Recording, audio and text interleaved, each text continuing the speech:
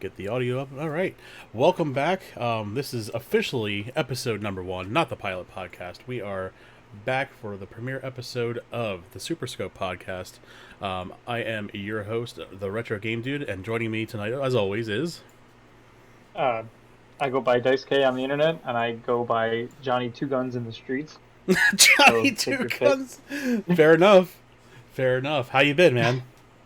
Oh, it's been good. Good. It's been surprisingly not super hot down here. Like, the other day, someone said it was like 100 out where they were in like California or in Arizona or whatever, and I was like, it's like 80 degrees down here. It's actually not that bad. Yeah. It's been semi-tolerable here, too. We've gotten hit with a really nasty heat wave. We were hitting in the high 90s, and it's just like retarded humidity. Mm-hmm. Very Florida-like weather for northeastern United States. Right. And I'm not about that. I live here because I don't want that weather. Right. Come to think of it, I think that's what it was, a heat wave, because Dark said the same thing, didn't he? Like, yeah. He had like 100 plus on his on. Yeah, that's extremely out of character for he's in the Portland, Oregon area, and Northwest. Yeah. They this time of year they usually get like they're because of where they are in like the river and mountain situation. Like they get very temperate weather all year round. Right. They only own snowplows to lease them and rent them out to other cities that actually need them. So that's funny. Yeah. Well, I mean, I guess they don't really have to worry about snow in Portland. What with like the fires or whatever. Sure. 24/7 giant bonfires apparently there. Yeah, exactly. Roam the lands. Again, that's kind of out of characteristic for that area too. I mean, there is a lot of woodlands and stuff up there, but like the obviously the the climate issues are getting worse and worse pretty much wherever you look. Good stuff. All those things that we were warned about are happening. Yeah, I'm scrolling Twitter today, and it's like Haiti had like a 6-point something, 7-point something earthquake. Yeah, now they're getting hit with a hurricane. Had their flooding, and then China had their flooding, and I'm like, this is normal. This is fine. Look, right. The dog meme, like this is fine. Yeah, it's unfortunate. Oh boy. Oh man. All right. So what do we have on the agenda tonight? We definitely have a lot of news to go over. A lot of interesting revelations with Activision. They're in the news again for all the wrong reasons, but we'll get to that in a little bit. How have you been, and what have you been up to as far as your streaming and all your social media and everything? Feel good. I've been mostly last week. I picked up back up on Chrono Trigger. You were there. Yes. Did a couple of days of Chrono Trigger. Went to the past, found bad times, went to the future, and found worse times, and decided that, things should probably be better, would be nice. Right. What do we pick up? Because we met Robo, and we did some future segments with him. Mm-hmm. and then we ditched him at the end of time, and we're like, we'll be back for you whenever. So Yeah. he'll be there. But Existential yeah, crisis. The game. yeah, exactly. And then I did my Thursday and Friday streams didn't go off because Thursday I was going to do Axiom Verge 2 instead of Octopath, Mm-hmm. and I pretty much spent the whole night trying to figure out why it wouldn't work. And then I finally got it up and running, and played about 15 minutes of it on Friday, and was like, "Wow, I don't like this." So I just kind of didn't do it. Oh no! Do you want to talk about And Axiom then Verge? You might as well. We might as well knock it out. Might as well just get it out of our systems tonight. see, I'm tough on that one because like I haven't played a lot of it, and I hate just looking at like what other people are saying and being like, "Well, That's people are fair. saying Right. that it sucks or whatever." But I can tell already from the beginning section that it's not like the first game was. Like I don't know, it's tough It because like seems like you it's played. all outdoors from everything I've seen. It like the whole like just the whole feeling of it. It just seems like it's like outdoors and That's not. what I've gotten so far, Yeah. but no, it's weird. So like, okay, so no spoilers or anything, but like Mm-hmm. they start you with a melee weapon, your first thing you actually pick up. And it's just it's got like a short range forward melee attack, and you can also crouch and swing at like your feet level. And the problem is that the first enemies you encounter are not like in Metroid or in Mario or most games where like you have these passive enemies that kind of walk around, or Sure. they like like in Metroid it's always the dudes that walk around the platforms and go along the bottom and stuff. Mm-hmm. And they're easy to kill because they're not aggressive, hostile. They just wait for you to kill them so that you can get used to killing them. Right. Um, this is like weird because you don't have that. The first enemy you encounter is like a drone with like the capability to see the player and get aggressive and then attack the player, and they run right up to you to attack you. So all you can really do is like try to get away from them or like crouch swing or jump and swing down or like, and it's a hot mess because they jump around too, so they're all over the place. Right. Right. And it feels like really frenetic combat where you're not winning these fights over like because of skill or anything. You're kind of just getting lucky, Hmm. and then you leave every encounter with like a damage or two. And I think in the first 10 minutes I died twice because those stupid things are just annoying to fight. It's not even fun. It's not rewarding or gratifying to like have to take them out. Right. And then yeah, it's just so far. It's in the first 15 minutes I played. It was just a lot of random exposition just tossed at you, which I get it. That's kind of how it Axiom Verge. The whole first game was like a mystery as it went and it Sure. unfolded, but like Mm-hmm. it didn't really hook me in the beginning, and it didn't really pick up yet.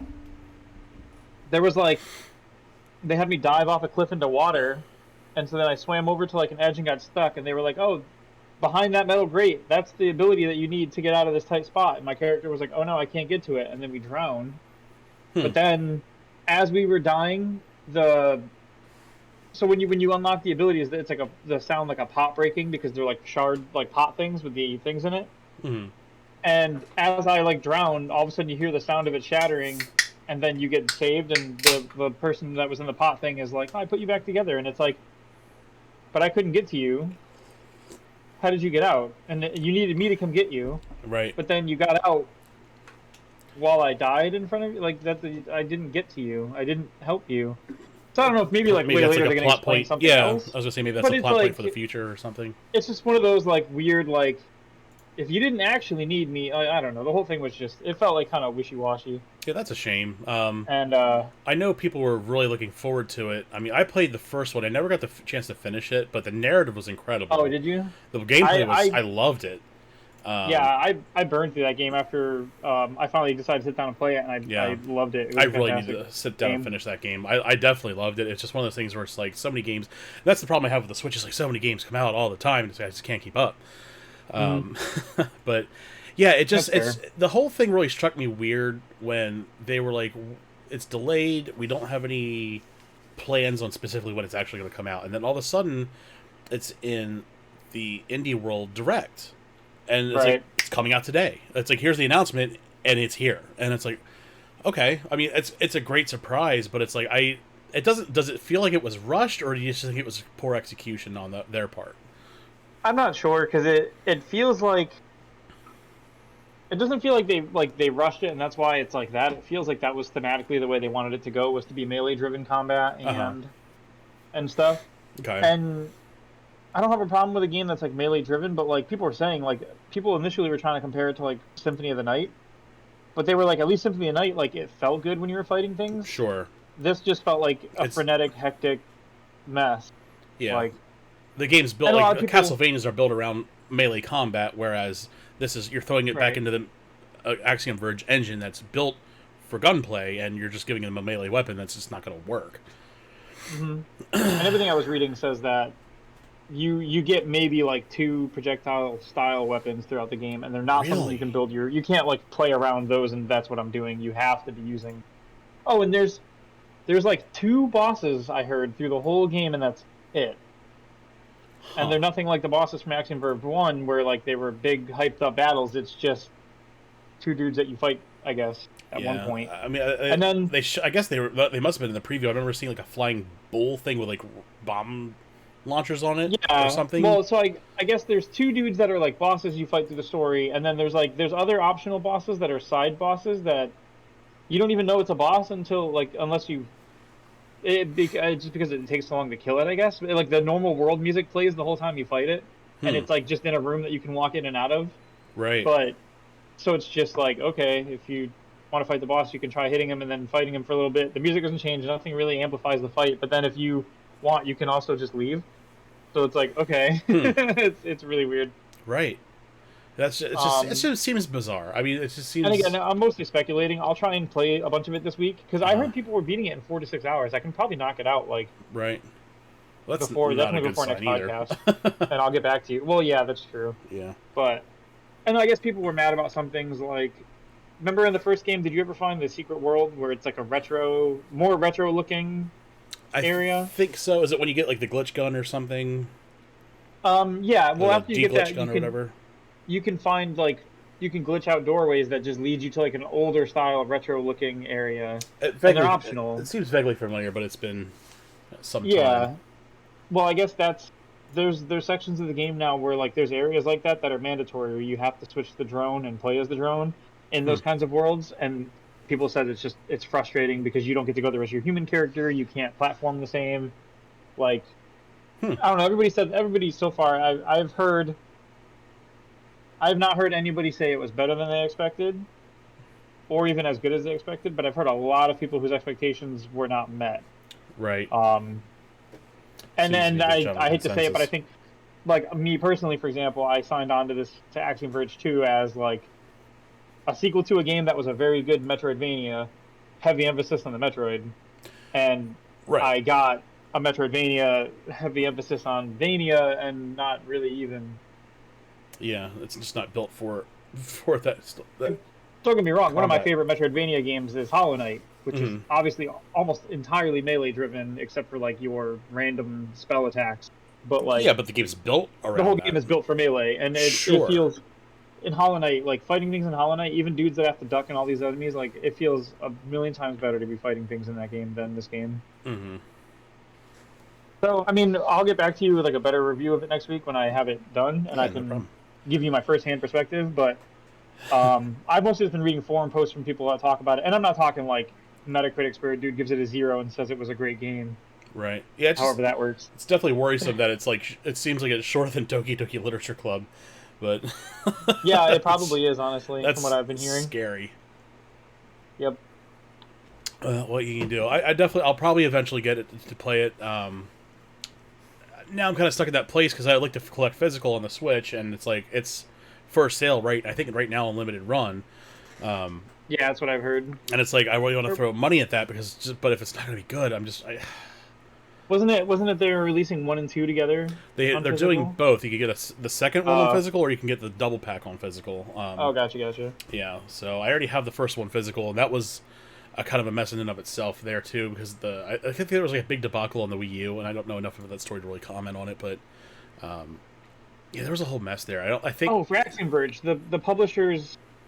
Yeah, it was something like the publishers backed out on making that version, even though it was contractually obligated or something, and it right, became a whole mess with the developer. Where like, yeah, I do remember vaguely that story about it was supposed to get a physical port for that system, and then it never happened, and then a bunch of nonsense happened, and the publisher like folded, but then they started a new company, and then right, okay, to like that sounds about avoid familiar.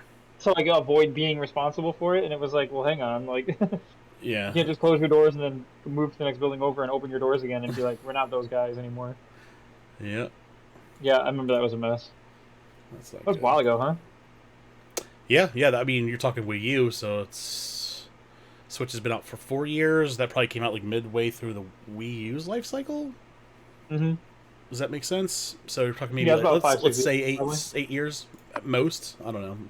Yeah. Yep. I don't have timelines in front of me. So, um, but yeah, we've had some good times on stream this week. At least my channel. But yeah, I've definitely been watching yours. I do apologize for crashing on you the second night you were doing it, but I was a tired ass dog, man. Oh, you're good, dude. I've been like that Yeah, the last few days now. yeah. I'm just like working 6 days straight for a month, and I'm just out of fucking energy. Um, Right. but yeah, it's funny at work. We're putting a bunch of stuff away, and my one coworker, he's kind of the same position for me, but a different department, and he's like yelling at the guys, he's like, "Hey, him and me are almost 40 years old. Are you gonna let us run circles around you like that?" I'm like, "Oh shit, I didn't realize that was a card I could play now." So I was like, "Thank God." So I guess being old as shit has its advantages. That's funny. But yeah, I'm glad to see you're streaming again. So that's really cool. So everyone, make sure you go follow him. He's Daisuke's found at Phoenix_Aurora_Gaming on Twitch, and you can find his other social media links there too, I believe. So Yeah, yep. I did it.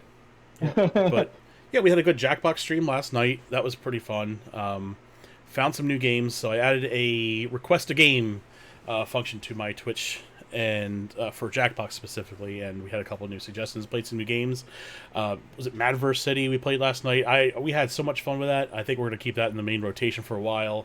But yeah, that was really fun. That's open to anyone. So if you're listening to this podcast after we go live, we play it every Saturday, and we do community streams on Monday as well. So both those streams are kind of open to the public. You guys are more than welcome to come play with us. What else do we have here tonight? No events really coming up. Oh, no, we do. September 24th, we are going to be doing a live stream reaction to the Witch Queen reveal that Bungie's going to be doing. And then we're going to jump right into that season. So they're going to do that big announcement, and they're going to do that season. That's all happening in one day. It's going to be a lot. So I'll be there for it. I'll probably do that live reaction. We'll jump right into playing some Destiny with the new season. See what happens there. So we're going to survive the truth. Allegedly. But yeah, that's pretty much all I have for that. So I guess we can just jump right into the news if you'd like. That sounds good. All right, let me bring up my show notes here. I was a responsible guy today and typed up some notes so we can kind of cruise through this with ease. Hopefully I can do this in dark mode so I'm not like blindingly pale. For people listening on this audio, you have been spared. So, yeah, so like we said, Activision and Blizzard back in the news for all the goddamn wrong reasons. So I guess a lot of this drama and fallout and scandal has hit the shareholders, and the shareholders are kind of blowing back on them now. Let me switch over to the web browser. Of course it's not going to work. Give me 1 second. We'll just edit this out for the audio.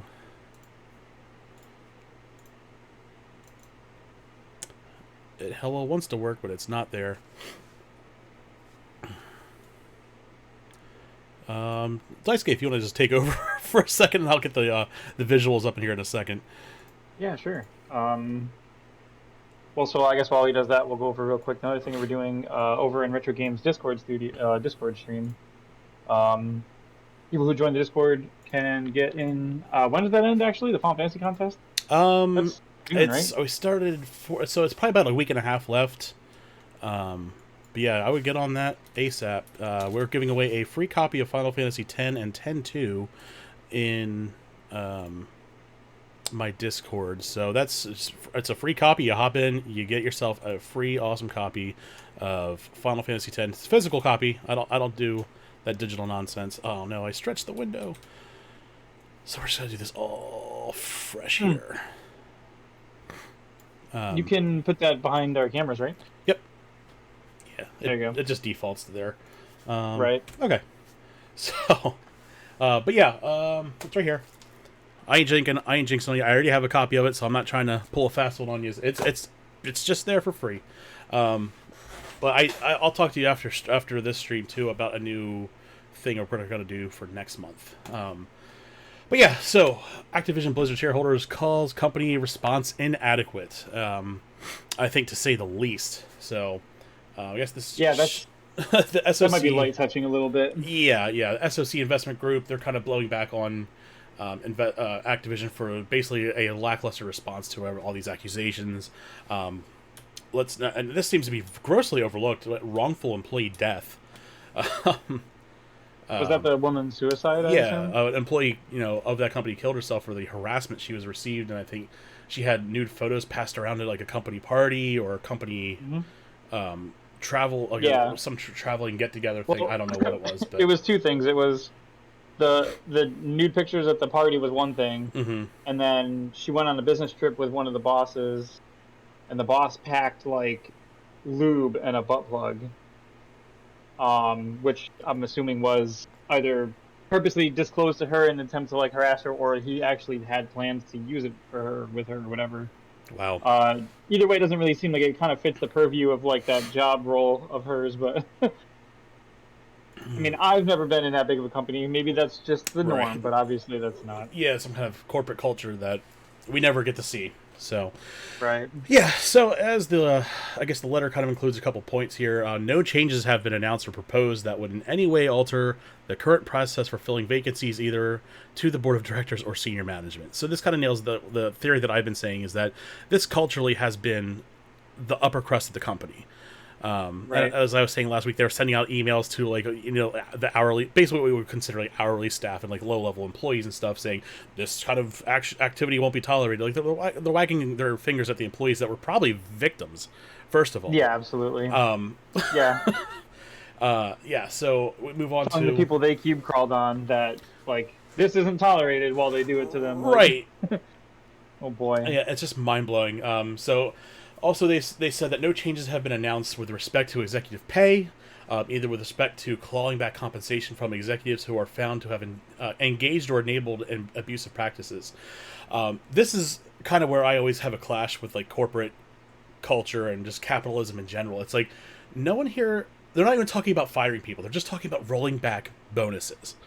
We're not talking about criminal charges. We're not talking about punishing these people. Not just rolling back bonuses. Like, this is just how disconnected these people are from consequences, and they know they can get away with this shit. Absolutely, they don't live in the same world as us. No, they obviously don't. This is again the two sets of rules for us and them. So, right, it's ridiculous. Yeah. I remember going over this third point. Let's go over it real quick. The announced review. Oh, this is great. The announced review by Wilmer Hale is deficient. Wilmer Hale being a company that's kind of like a defender. It says right here, this firm has a sterling reputation as a defender of the wealthy and connected, but it has no track record of uncovering wrongdoing.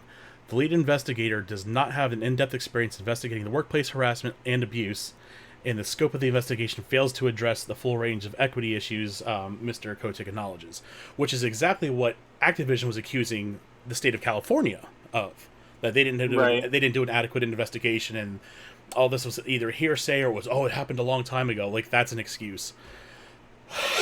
So, well, I'm running out of breath at this point, but go ahead, I'm sorry. I thought I remember Wilmer Hale was like a notorious company who's very good at, like, when they come into like check out investigations and this kind of thing, they're there to sweep it under the rug.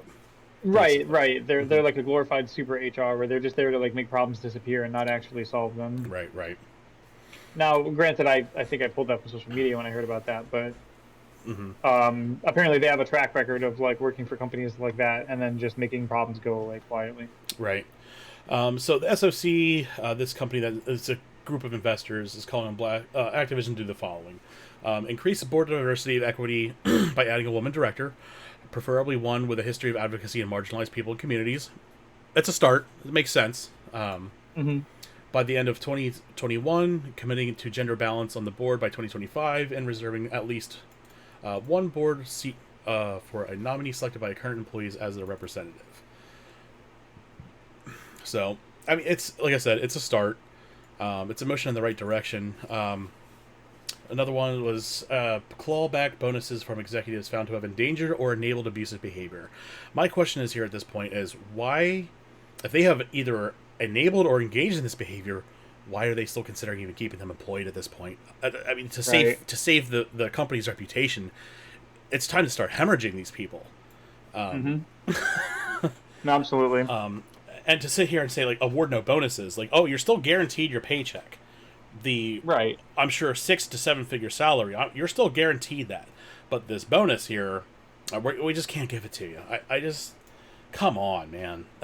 Yeah, that's dumb. Like, that's ridiculous. Like, I don't know. I would always think of a bonus as like you went above and beyond, not like the default, and then the default would be keeping your job, and then if you went below default, that'd be losing your job. Which it seems like the cube crawls and the woman committing suicide because of sexual harassment seems like you dipped under that quality bar to me.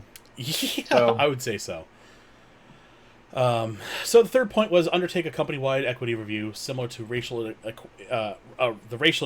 equity. I'm sorry, geez, equity reviews that Facebook, Airbnb, Starbucks, BlackRock, all of these companies clearly have sterling reputations as well, have completed or promised, but will encompass a full range of concerns, including equities rooted in gender identity, sexuality, and race, articulated by Mr. Kotick. Activision Blizzard employees and customer equity and reputation issues in in-game design, the development process, and end-user forums in similar settings. So, I don't know. I think at this point this is just a lot of turning a blind eye. I think this steer, especially with just like, we're just going to roll back bonuses. It's just, I still think that this is a genuine form of enabling. Yeah. Like they got away with like murder here. Literally. Yeah, it's ridiculous, and it's not just that. It's like it's an ongoing thing. It's not going to go away because like no, they'd have to like I don't know what a good word for that is, but like they'd have to turn these people over in order to see like a change. Like you're not gonna. I'm not convinced in any case that like because we've had the head of Diablo left. We had 3 or 4 higher ups like all kind of leave quietly. We've had like but people like Kotick are still there, and they're not seemingly punished in any way, shape, or form. They're just trying to be like, we're working on it. Or you have people like Frances Townsend, who still sits in her position at the company. She just blocked her Twitter so that people couldn't like call her out for being an asshole anymore. Like, right? Cool, great. Like, cool. You guys are basically just turtling up and then waiting for this to blow over. We get it. Exactly. Which brings us to our next article. Jesse McCree, Diablo 4 director, no longer at Activision Blizzard, following 2 other employees. So I guess Kotick's still there. There was an update here. Yeah, so it was Jesse McCree, Louis Barriga, and Jonathan LeCraft are no longer with the companies. Again, all high-level art designers, game designers, all high-level employees.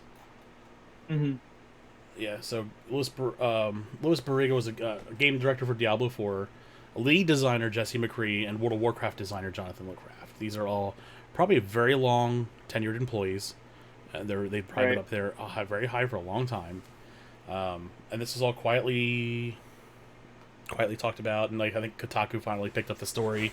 Right. And I'm not a Kotaku fan, but good for them for picking this up. But yeah. So 3 employees down. Again, no criminal charges. It's just that's what bothers me the most. Is like these people need to be turned over to the police. It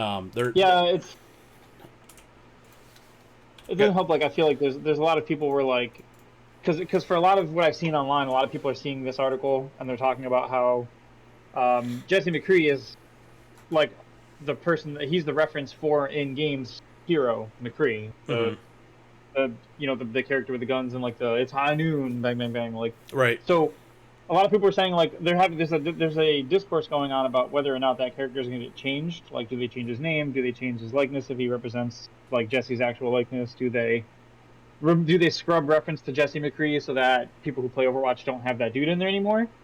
And for me, it's kind of ridiculous. Not that I don't care if they scrub him or not, and I think if they did, I'd be fine with it. My issue is that there's people actively having a discussion about whether or not McCree, the character in the game, should be renamed or removed, when the dude who did the thing is like walking away from it instead of going to prison or at least being investigated or whatever. Like it's one of those things where it's like the head of a company like literally commits a murder and shoots someone, and then the guy's like, "I'm very sorry, I did it, and I'm gonna step down." And then we turn around and we're like, "Well, now that that company, had that problem with the guy, the executive at the top, like, do we stop buying their product or not?" And it's like that's not really important. We should be making sure they actually get in trouble before we care about Right. whether or Yeah. not they There's do the other definitely things. needs Like to be like some serious accountability here. it's missing the forest for the trees. It's like, oh Right. man. Right. It just drives me as wild that there's a lot of people out there like, what if they like Patch McCree to be different? I'd be so upset. And it's like someone fucking died. like multiple people's lives were miserable at this place, and you're worried about if like McCree's gonna have his name changed. Like, oh boy, Yeah. priorities are a little off. Big time. But Third story, Activision, not so much related to the debacle that's been going on there, but Diablo 2 Resurrected will not include TCP/IP multiplayer. For anyone who doesn't know what that is, this is basically like peer-to-peer multiplayer connection. So you can just hop on if you have like a friend's account or IP address, and you can just link up, play, whatever. This has been pretty ubiquitous since all the way back to like I would say original World of Warcraft. Even if I don't know if that had how much network support that had out of the box. But I know like StarCraft, the original StarCraft, you could do this stuff. The reaction to this generally is not going over well. It's generally looked at as like they're getting rid of this. They claim it's for hacking. I think we all know that this is because they're trying to funnel people through Battle.net, which is obviously Blizzard's, gaming service, I guess you want to, for lack of better terms. So I do have some reaction from Reddit. It's actually pretty golden. Let me just find it real quick.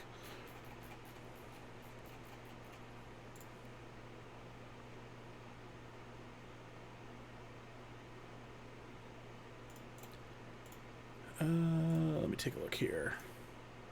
Yeah, so it was Chechaka on Reddit. It's like, that's right, baby. No mods online, always online DRM, and permanent bans for menial shit. As pointed out in the link thread, TCP/IP support being removed as a security concern is a lie. They removed it to make the game harder to pirate and to hook players into their Battle.net service if they wanted to play with friends at all. I really think that's what it's a shame because Diablo 2, one of Diablo 2's strengths and successes was the TCP/IP peer-to-peer connections. So that's, yeah, I don't know if you have any take on this or not, but if you want to throw your 2 cents at it. Me and Creature did Diablo 2 on our stream way back, and then we were putting up YouTube videos of it. We have the whole thing content clipped out, but then we just kind of stopped putting up the videos at one point. But no, when we played, we were playing just Diablo 2, and this was 2000. I don't know, 17, 18, 19, 2019 maybe. Sure. So it wasn't like it was a long time ago. We were doing this a couple years ago, And no, I read a little bit about it, and it seemed fine when we did it. I mean, obviously, we weren't trying to do anything crazy with it, so I have no idea about that stuff. I remember reading, though, people were saying that there was another issue with getting rid of TCP/IP multiplayer, but I don't remember what it was. It was something about there was something about playing like peer-to-peer that like if you take away that functionality, you can't do certain things anymore, and I don't remember what it is though. I would imagine it's so I probably can't really make the case. Some kind of trading system or something. Well, I know it was like something about the way you made matches with friends or types of matches or something like that. Like you'd be without that sort of open-ended thing, you could. See, I don't remember what it was. It was something that I could see as a valid argument if it was fleshed out, and now I don't remember what it is anymore. Yeah, but it's not like I'll be playing it, so I guess it doesn't really matter to me. Yeah, it's kind of unfortunate because I'm sure. I mean, this is obviously pissed off a lot of Diablo fans, and yeah. I don't know if you remember a few years back when Blizzard was like, "Don't you people have phones?" That didn't bode well. That's what it feels like again. It feels like the "we know what's best for you" mentality. Yes, and you would think that they would learn the Diablo 2 community is not really a community you want to fuck with. Yeah. So, and I don't mean that in like a way like they're gonna leave a horse head on your doorstep, but like they're a very they're very passionate about this game. Right. And I just think this is again once again it's Activision hitting on the wrong notes. No, agreed. It's one of those like, and you see this with some companies sometimes. It had this problem very briefly where they added The an DRM anti-piracy measure to the DRM, right. to Doom, and then people like freaked out and were like, no, and then they walked it back pretty quickly. I think it was within a couple of weeks they removed it again because they understood their community wasn't just going to lie there and let them do it to them. Right. So they backed off of it. I feel like Activision is one of those companies where maybe they don't care because they're making enough money, but it seems like they do what they want, and then when the community is like, this is bad, they're like, eh. Right. So I guess we'll see how it goes. It's we know you're still going to buy it. And again, well, that's part of the problem. I feel like that goes back to like the whole boycott thing. Is it's like people say like, oh, boycotting, it doesn't necessarily help that much or it doesn't really hurt the company that much, and it's like, yeah, but they kind of rely on the fact that you won't bother to boycott. Yep. To make sure they get their sales and stuff, you know what I mean? Mm-hmm. And it's the same thing with elections and voting. People do like what does my vote matter? My vote doesn't matter. But then you look at the statistics, and 47% of the country didn't vote in the last election. So if they all actually had gotten together and voted, it would have either swung it one way or the other, where they could have third-party elected Sonic the Hedgehog if they all wanted, for all I care. But I'll take that. But you get the idea, though. It's like they have so much as a block. They have a lot of power that they don't think they have because they don't think as individuals their count matters. Yeah. But they don't see the forest for the trees. They don't realize the impact they can have as a body. Mm-hmm. Yep. Yeah. So I don't know. I'm tired about talking about Blizzard and Activision at this point. So let's move on. This one. Ooh, this is a poorly formatted article. I'm going to turn this one over to you a little bit. This is a Gamasutra, yeah. Yeah. Gamasutra's always like this. Their website's default mobile web browsing. Well, they're pretty much all about forum posts, so even their articles come off as like a forum post. Gotcha. Yeah, yep.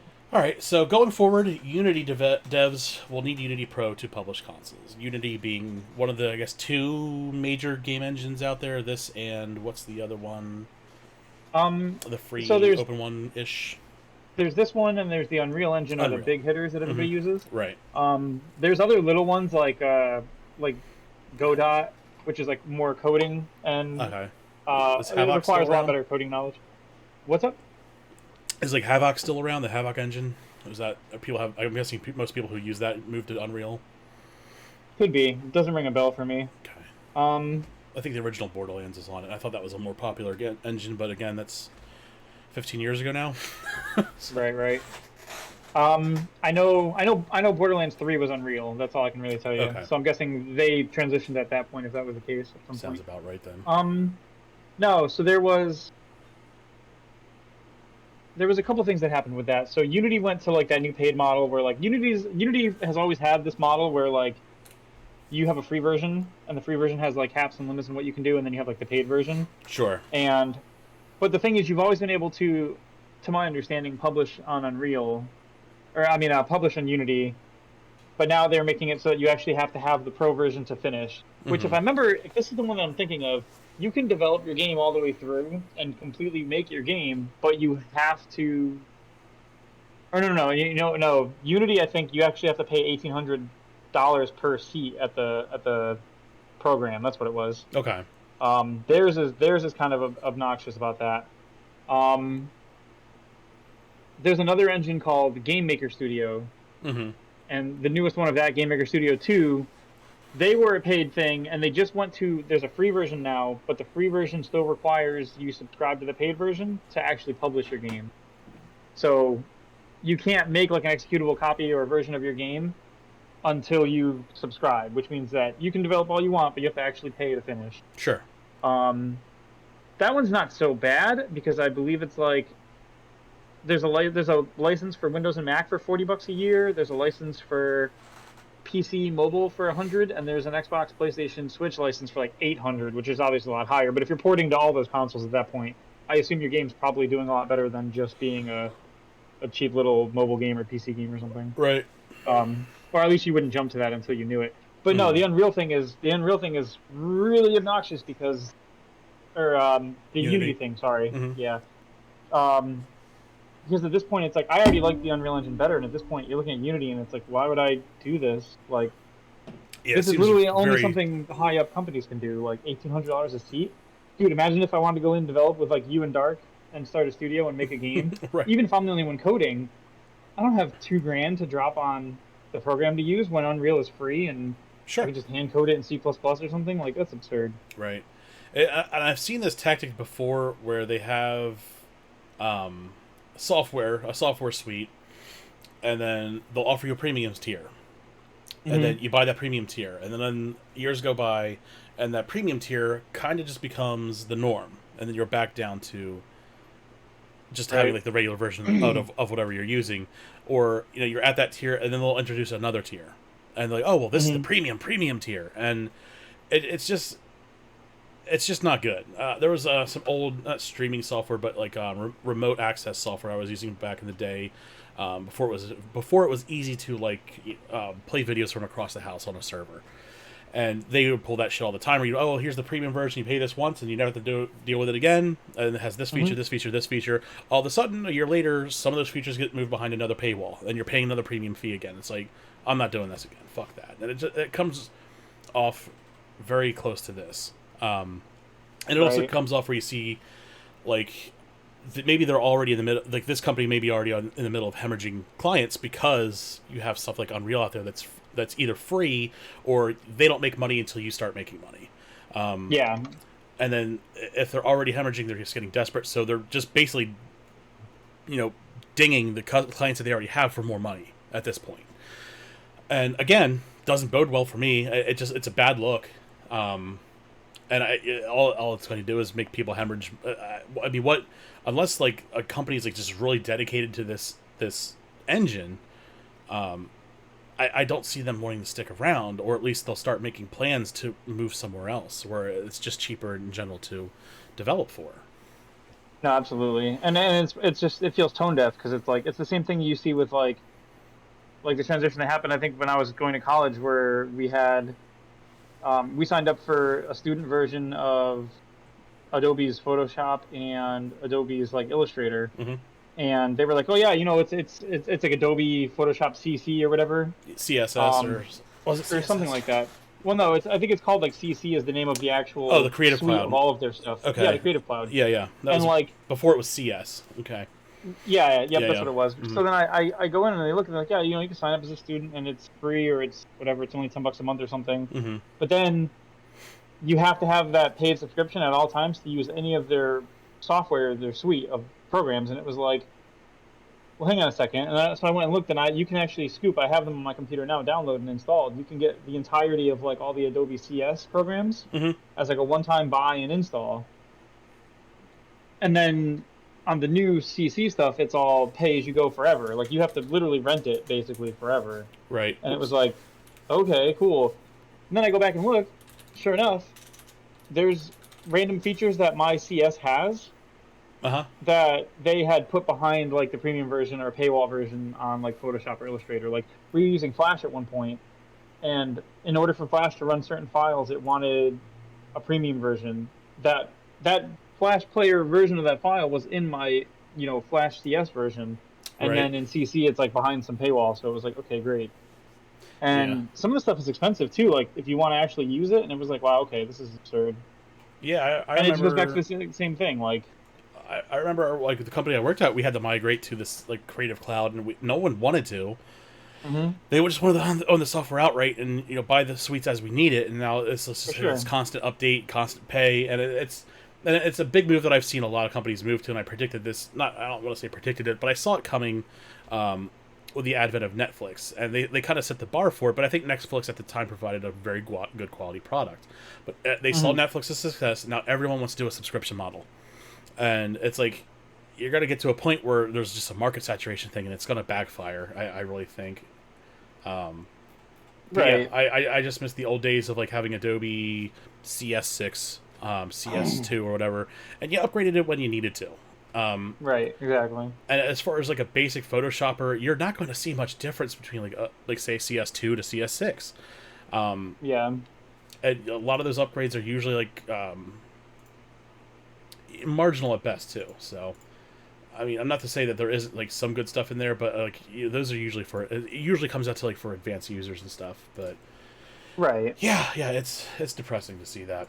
But Yeah, and it's just you see it in the industry in game design a lot too. Games will come out where they'll you can tell that the shelf life of the game was designed to be like a running purchase system, sure, not like buy the game and play the game. It was like they'll put out games, especially mobile games went that way. Mobile games went that way with like Energy and Lives, where it's like, yeah, the whole game can be played if you're willing to only play 3 times a day for the rest of your life, or for a couple dollars here and a couple dollars there, you can play as much as you want today. You can play 100 times tomorrow. Like, right. yeah, this boss is really tough. Like near. Oh my god, did I tell you? Remember I was playing Near Reincarnation, Yes, the yeah, mobile yeah, phone yeah. I game. think we talked about it a little bit last week because we're kind of bridged on the subject of like season passes and stuff like that, which is kind of Right. definitely a parallel here. Well, they went and like they I'm playing the game and I was playing it the other day and I got to the next area and I did a fight and I got destroyed. And I was like, wow, the last room I cleared everything without anyone dying or taking a lot of damage, and then in this room one of my characters got killed outright and then the other 2 characters didn't make it to the end of the fight, so they all died, and it was like that's extreme power creep for a game. Like, this isn't like Final Fantasy where I wandered into the wrong area and got murked by something that was stronger than me. This was Right. like the actual linear progression of the game spiked very quickly between 2 rooms even. And I was like, oh wow. And then like after you die, it's like, hey, these guys are tough. Maybe you should upgrade your characters. Like, do you want to see the shop? And I'm like, Right. here Yeah, we you hit go. that. You hit Like, that wall. You hit that wall really hard. There was some like and space a lot of games game, do that. space Like, combat like battle game. I was really enjoying on Android. It was very like almost tactics style game, but it's space. mm-hmm. Like almost like, kind of like an Advanced Wars feel to it. But I really Yeah. enjoyed it. But then when you hit that wall, man, you hit that wall hard, and it's like, oh, here's $20. We'll get you back into the game, and you can. It's like, oh, so everything I've been working for right now has been basically nothing because I've been playing a demo this whole time, and then I never go back. And it's just like, Right. I'd pay Well, up front for a good game. I'm not going to pay for chunks of fucking playtime or levels and. Oh yeah, absolutely. Well, even like stuff like when I was playing the Kingdom Hearts game on mobile, like it was one of those games where like you had energy and you needed the energy to go on quests or whatever. And at first you're playing the game and it's good and it's fun and they front load you with energy rewards all the time, so like you never really feel like you're gonna run out because Sure. you don't, like, you just go forever. And then eventually you hit the point where that all that stuff kind of runs out and you do end up running out, and then you have to do like only a couple of the day or only do this, only do that. And Kingdom Hearts was the like I love the franchise, but that was one of the worst examples of doing a mobile game. Not only because it had that system, but it also had like a fear of missing out, sort of built in, where like they'd be like, "Hey," and you see it now with like games like Genshin Impact, where they're like, "This champion's out today, and his banner's only up for 2 weeks. Right. So if you want to get him, you got to get him like right now." God forbid you take a vacation because and it's like he's At the the best wrong character time. in the game, and For he's now. only available at double the rarity chance for the next 2 weeks, and then it becomes like a normal rarity, which is twice as rare. So if you want to get him, you really got to get him right now. And it's like, Right. and you watch people just dump money on it, and it's like, I don't have a problem with you guys making this content after the fact and adding in, like you talked about battle passes or season passes. I have no problem with that kind of stuff rolling. And you show me what's coming up. And then, like, if Destiny was if Destiny's seasons were always paid, I'd be happy with that if I could see what the content would be up front and then buy in. But I don't want to be like this carrot on a stick kind of thing where you're like, this thing, it's only out for a week, it's only out for 2 weeks. Did Right. you like Final Fantasy VII Remake? Well, we got Cloud 7 Remake medal for 2 weeks. $10 a roll, and you're like, okay, great. Like, Yeah, imagine like and Whisper of the Worm coming out well, for like a week only.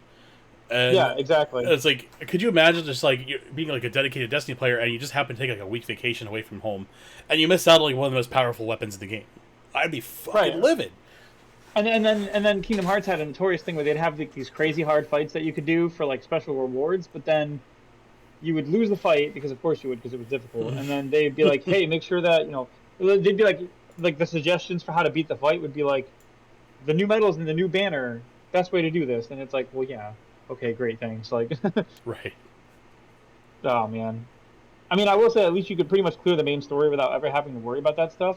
Mhm. It just really sucks when like you're a fan of Kingdom Hearts and you're a fan of Square Enix products, and they'll be like, "Hey, The World Ends with You is out, and here's a Neku medal for a week only. Like, get it." And then you're like, Right. "Okay, cool." Like, having to like play and not engage with the in-game currency system at all, so you could save up so that when they actually do the banner that you're looking forward to, you can hit it 3 times and then not get what you want anyway because it's like whatever rare chance. Mm-hmm. And it's like a lose-lose, you know what I mean? Like, feels terrible. Yep. But I mean, I guess on the other side, that game is dead now. So they actually closed that game entirely down. Wow. I guess you can download an offline version where you can play the whole story through if Hmm. you want to, or you can watch the scenes as like a feeder mode. But they actually did just straight up nuke the game. It was crazy.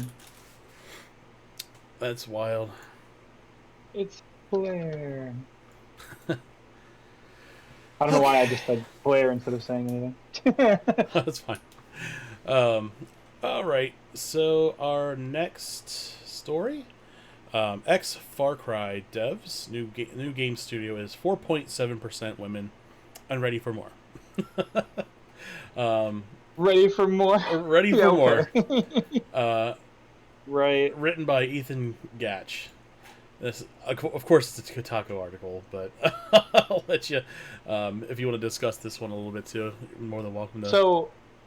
So this was interesting. So to my understanding, the way this all got started, and it might be bits and pieces in the article too, but so I first saw this on Twitter because I usually follow a lot of game devs and game related industry stuff on Twitter since that's mostly what I use it for. I don't have Sure. like friends on Twitter.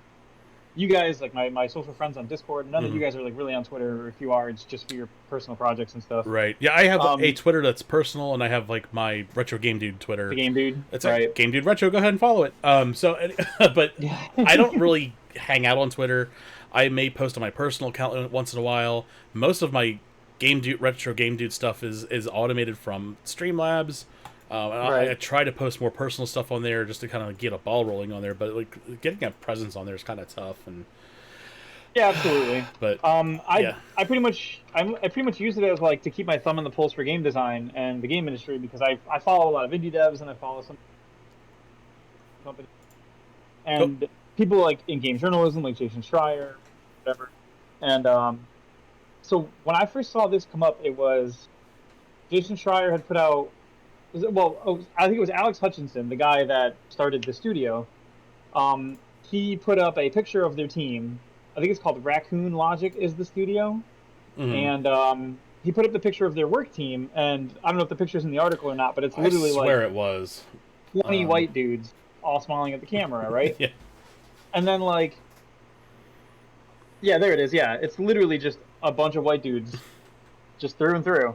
And so Jason Schreier tweeted this and said something along the lines of like, when you start a new studio, like something poking fun at like diversity, like why isn't it here, sort of, but like as like a joke. And Alex Hutchinson like tweeted back to him and was like, hey, if you want to talk about this, we can talk about it or whatever. And he was like, okay, where is the diversity? And he was like, well, we have a woman on our team, but she wasn't there for photo day. And he was like, "Oh, cool, one woman. Well, that fixes it. Like, great." Right. And then it kind of ran with it. Like, it's been going ever since. But like Alex Hutchinson's already been not like in hot water because these people they don't really seem to get raked over the coals when they do this kind of stuff. But like, he was one of the guys when they were talking about having a female protagonist in Far Cry. They asked him like, "Could we do that?" And he was like, "Well, we wanted to do it, sure, but we didn't have the time, and it wasn't like in the scope. And we just couldn't make it happen." Okay. And then somebody was like. Right, and then somebody else was like, another prominent like game developer was like, I could do this myself. I could hand do this for you in a day if you guys want. And then nobody ever said anything to that guy, of course. Right. So he was like, it's not like it's that. Like, yes, you do. The guy was like, we have to do animations and we have to do all these changes. And he was like, well, no. Like, women, believe it or not, women also walk on their legs. Right. You don't have to make them dramatically sashay to be a woman. Like, they can just walk like people do. Right. And he was like, I get that if you have to like change the model, obviously, and if you have to change, maybe you want to change some animations to give character, like if they're cocky, or if they're frail, or if they're like powerful. But like, that's not a gender thing. That's just, like that's like saying like, well, we wanted, we added the big muscly dude in Borderlands. We wanted a thin dude too, but we have to redo everything. And it's like, well, no, you exaggerate some poses to be like overly flourished, or like the sachet in the hips if you want her to be like a cocky person. Like, right. But none of that's going to take, it's not going to break the studio open. It's not going to break your schedule. You're not going to have to right. lay Far Cry for 2 months to put in a woman character. Yeah, I mean, I correct me if I'm wrong because I've never played the franchise, but I don't think Lara Croft has like a really feminine like runway model like ass hip shake walk I don't. I mean, because I couldn't tell you because there was never a male in those games for me to compare to, and how sure, could I tell if there's not a male? No, I'm just being yeah, right. clown. Um, Um, yeah, I was about to play. Like, I was looking at this article earlier, and I was about to play devil's advocate. Like, well, if these guys are all qualified, what's the problem? I didn't realize it was like Alex Hutchison, which is he already has a reputation for a that. reputation, yeah, to say the least. So, Well, also Hutchinson also went over to Stadia for a while, and oh, I don't remember what he said there, but he had a few. He was the guy that was saying that streamers should be paying game developers to play their games on stream. oh, so this guy is He was that that guy. idiot. Yeah, it was that same So this guy. guy just has a complete fucking disconnect from reality. That's what we're saying He here? tweeted in October 22nd of 2020, and I'll quote from his tweet here. Streamers worried about getting their content pulled because they use music they didn't pay for should be more worried by the fact that they were streaming games they didn't pay for as well. Which they bought the game, but like, oh, no, he was saying like they didn't pay to stream it; they just paid to play it personally. And he goes, the real truth is the streamers should be paying the developers and publishers of the games that they stream. They should be buying a license like any real business, paying for the content they use. Do they And it was realize like, that like every single game Twitch, like every game Twitch is free advertising for them?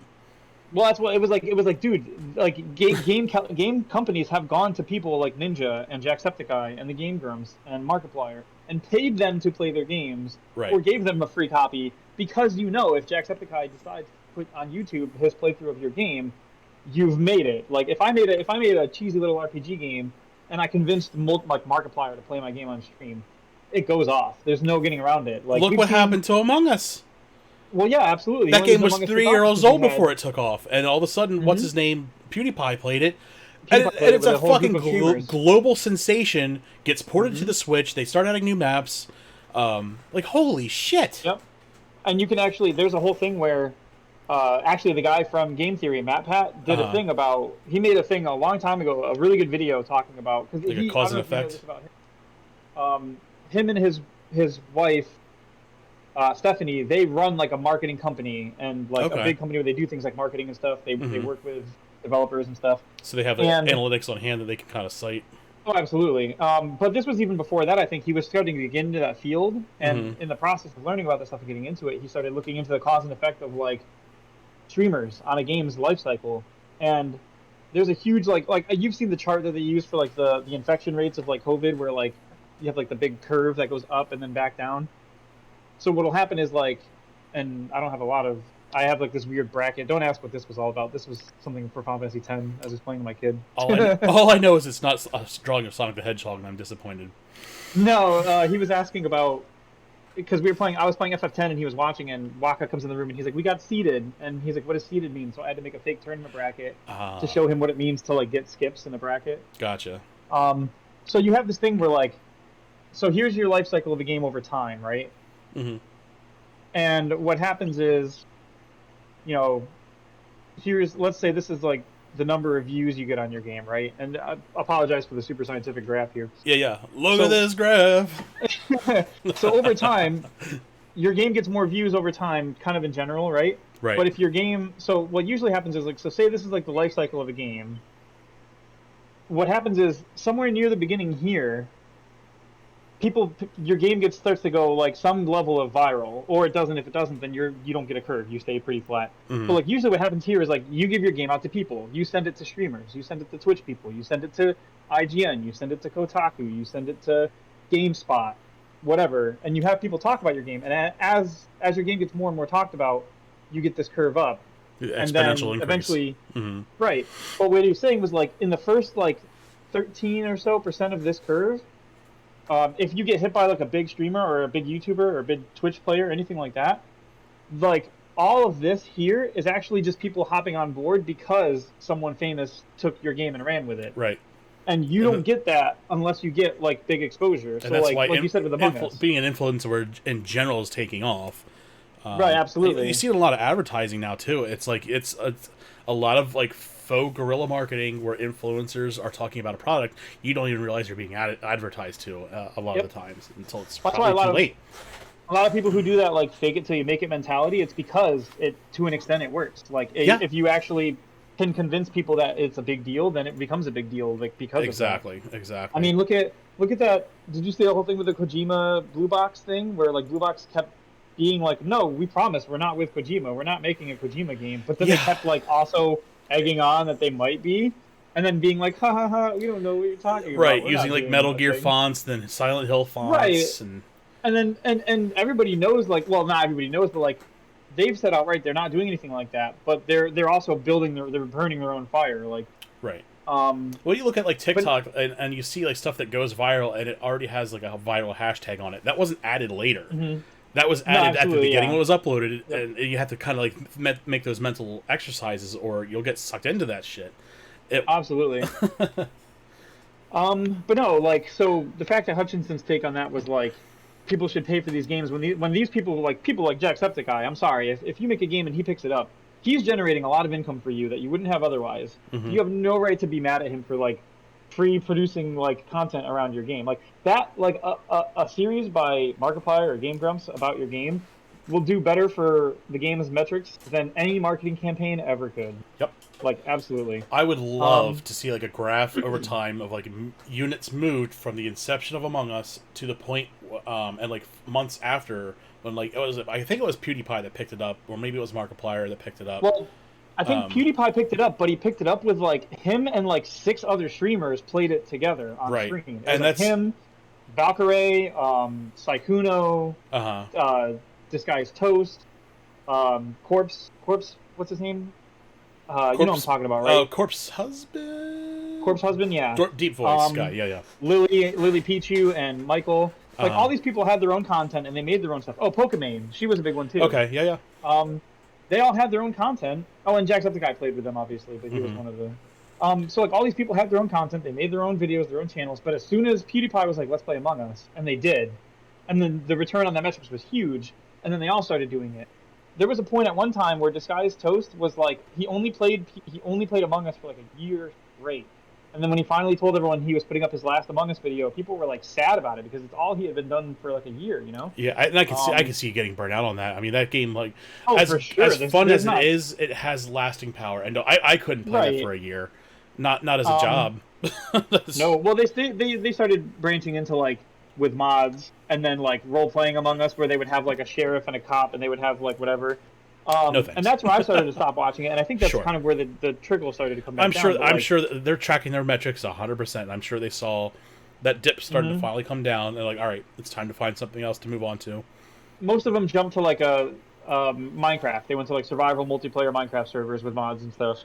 Sure, But it was the same thing. Minecraft was on an upswing, so they jumped to the upswing, and that's just how it is, you know. right. And you can't blame them for that kind of stuff. But the No, of thing course not. is That's like the nature of the business. If you want to stay there's so relevant, that's what many you got to do. right, but there's so many like I remember we looked at that when Among Us the first 18 months of Among Us's lifetime, it only sold like five figures of units or something crazy. And Hmm. then when I looked too, this was like around the Game Awards when they announced the next map or something, and it had spiked in a way that you wouldn't believe. Like we'll have to look it up the next I'm time. sure there That was was crazy, probably but, like a mutant like feedback loop growth there hmm when you had like when you have that convergence of all those streamers.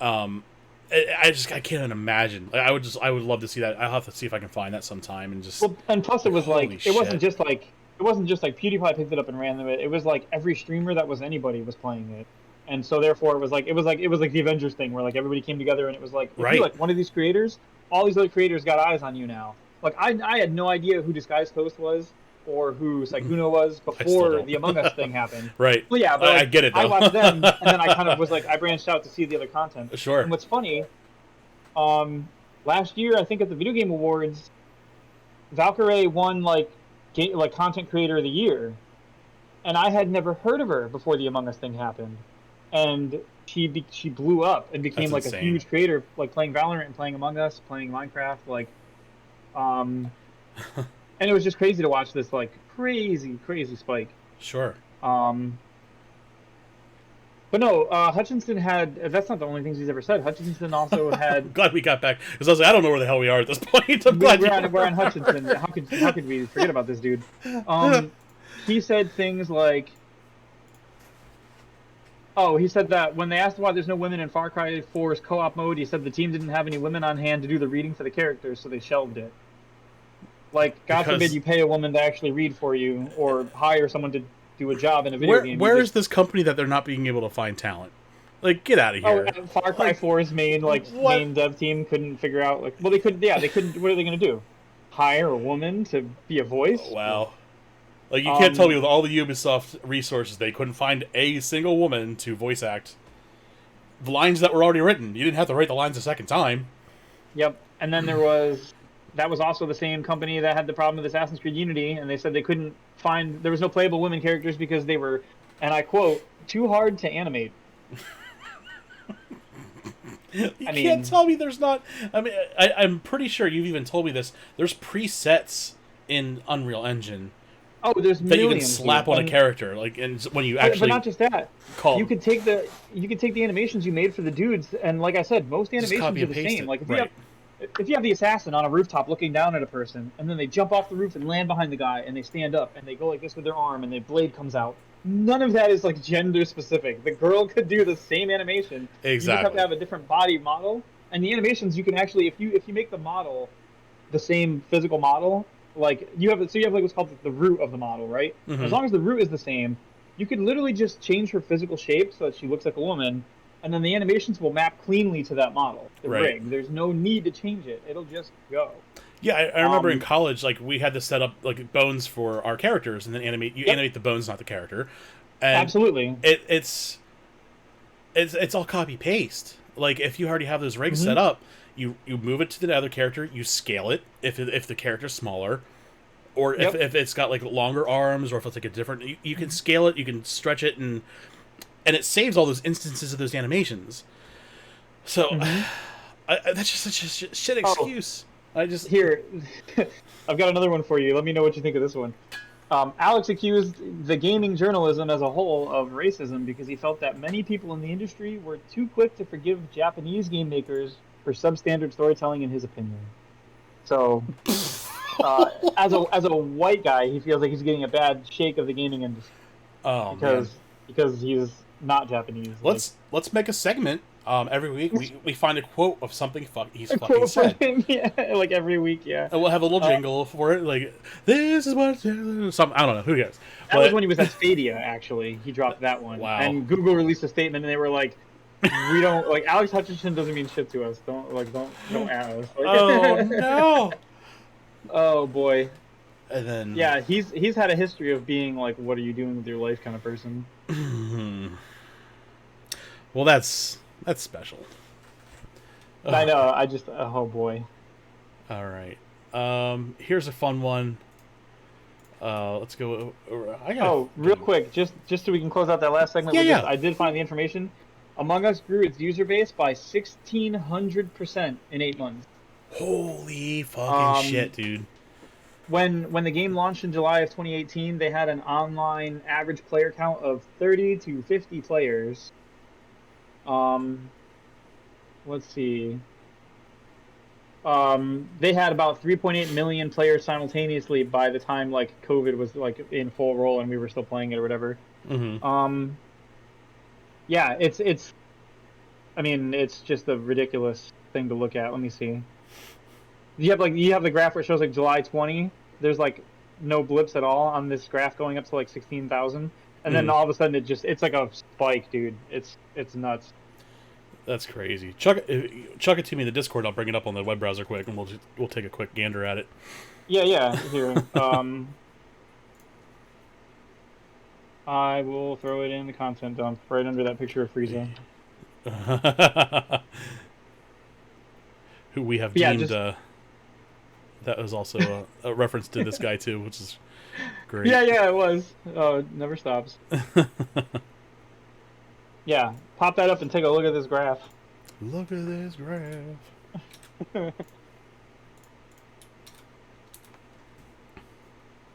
I just figured you want to see it because it's Yeah. absurd how spiky this graph Dude, is. look at this So, shit. yeah. So this is like from Um, inception here at the beginning, and then you can see like just mild growth. I mean, it had some adoption, but then you see this massive fucking spike, and dude, it's look at the starts. next one. Holy shit! Yep, that's their like user base one, right? Where it's just like you can see starting in July 20, there was nothing up to that, and then it just went boom, like. Yeah, and it's running parallel to channel. You can see like channel adoption versus viewers and shit. That's incredible. Hmm. I'd like to know what this little blip here is at September 19th. I Oops, think that was launched, wasn't it?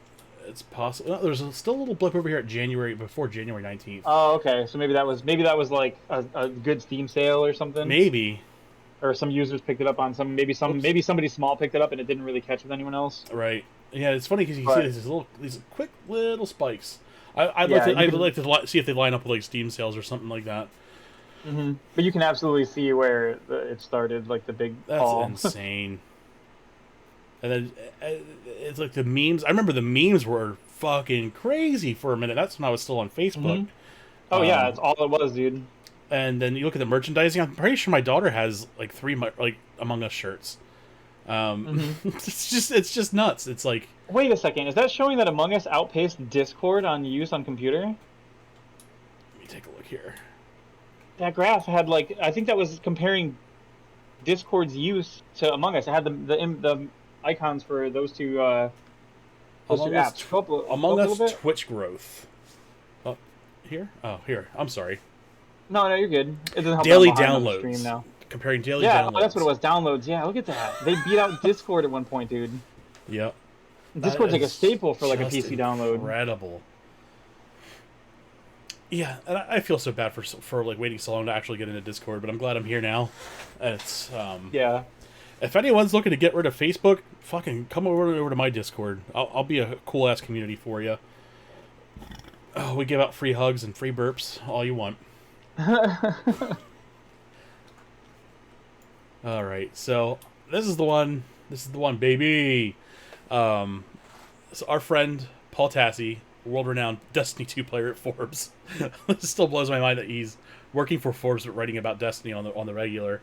Oh yeah. Yeah. Yep. So Destiny 2's Witch Queen reveal, same day as the Xbox stream, raises eyebrows. Now I will say, I'm not going to try and take a sip of this because it's just going to sit in front of my face all night. So I've noticed at E3, Xbox really being chummy with Bungie and Destiny on Twitter.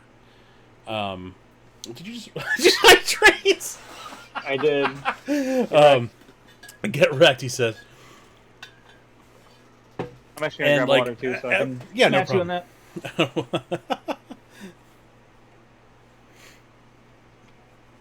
And at this point, Daisuke goes and gets a drink of water.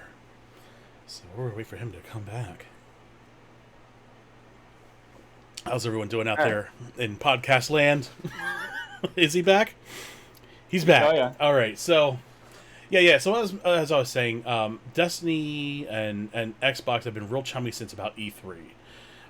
So I don't know what happened there, but I mean, obviously we know like Destiny or Bungie developed Halo, and they were really chummy with Microsoft all the way back to the 2000s. Halo being originally supposed to be a Mac exclusive not launch title, but a Mac exclusive game, and there was that time where like Steve Jobs was coming back to Apple, and everything was kind of in disarray there. Microsoft kind of dumped a lot of money, investment money into Apple because they weren't doing so hot at a time. And I remember Bill Gates coming on stage, or not stage, but they had him on video, and like everyone booed him and shit. It was not a good time to be Apple. But yeah, so Microsoft kind of snuck in and threw a bunch of money at Bungie, and they started developing Halo for the Xbox instead, because that's when they were developing, that Xbox. It was still, I guess, a project at that time. So Right. I can only imagine what the world would be like if Halo just was a Apple exclusive, Apple computer Oh, exclusive. There would be one Halo game. Yeah, you're not wrong. No, and Microsoft was big about that actually when they were starting with the Xbox, because they also approached teams like Lionsgate for Fable, and they also like threw a bunch of money at them to make their project happen on Xbox. And Sure. then like Bungie, they eventually incorporated them pretty much into Microsoft directly. Yep.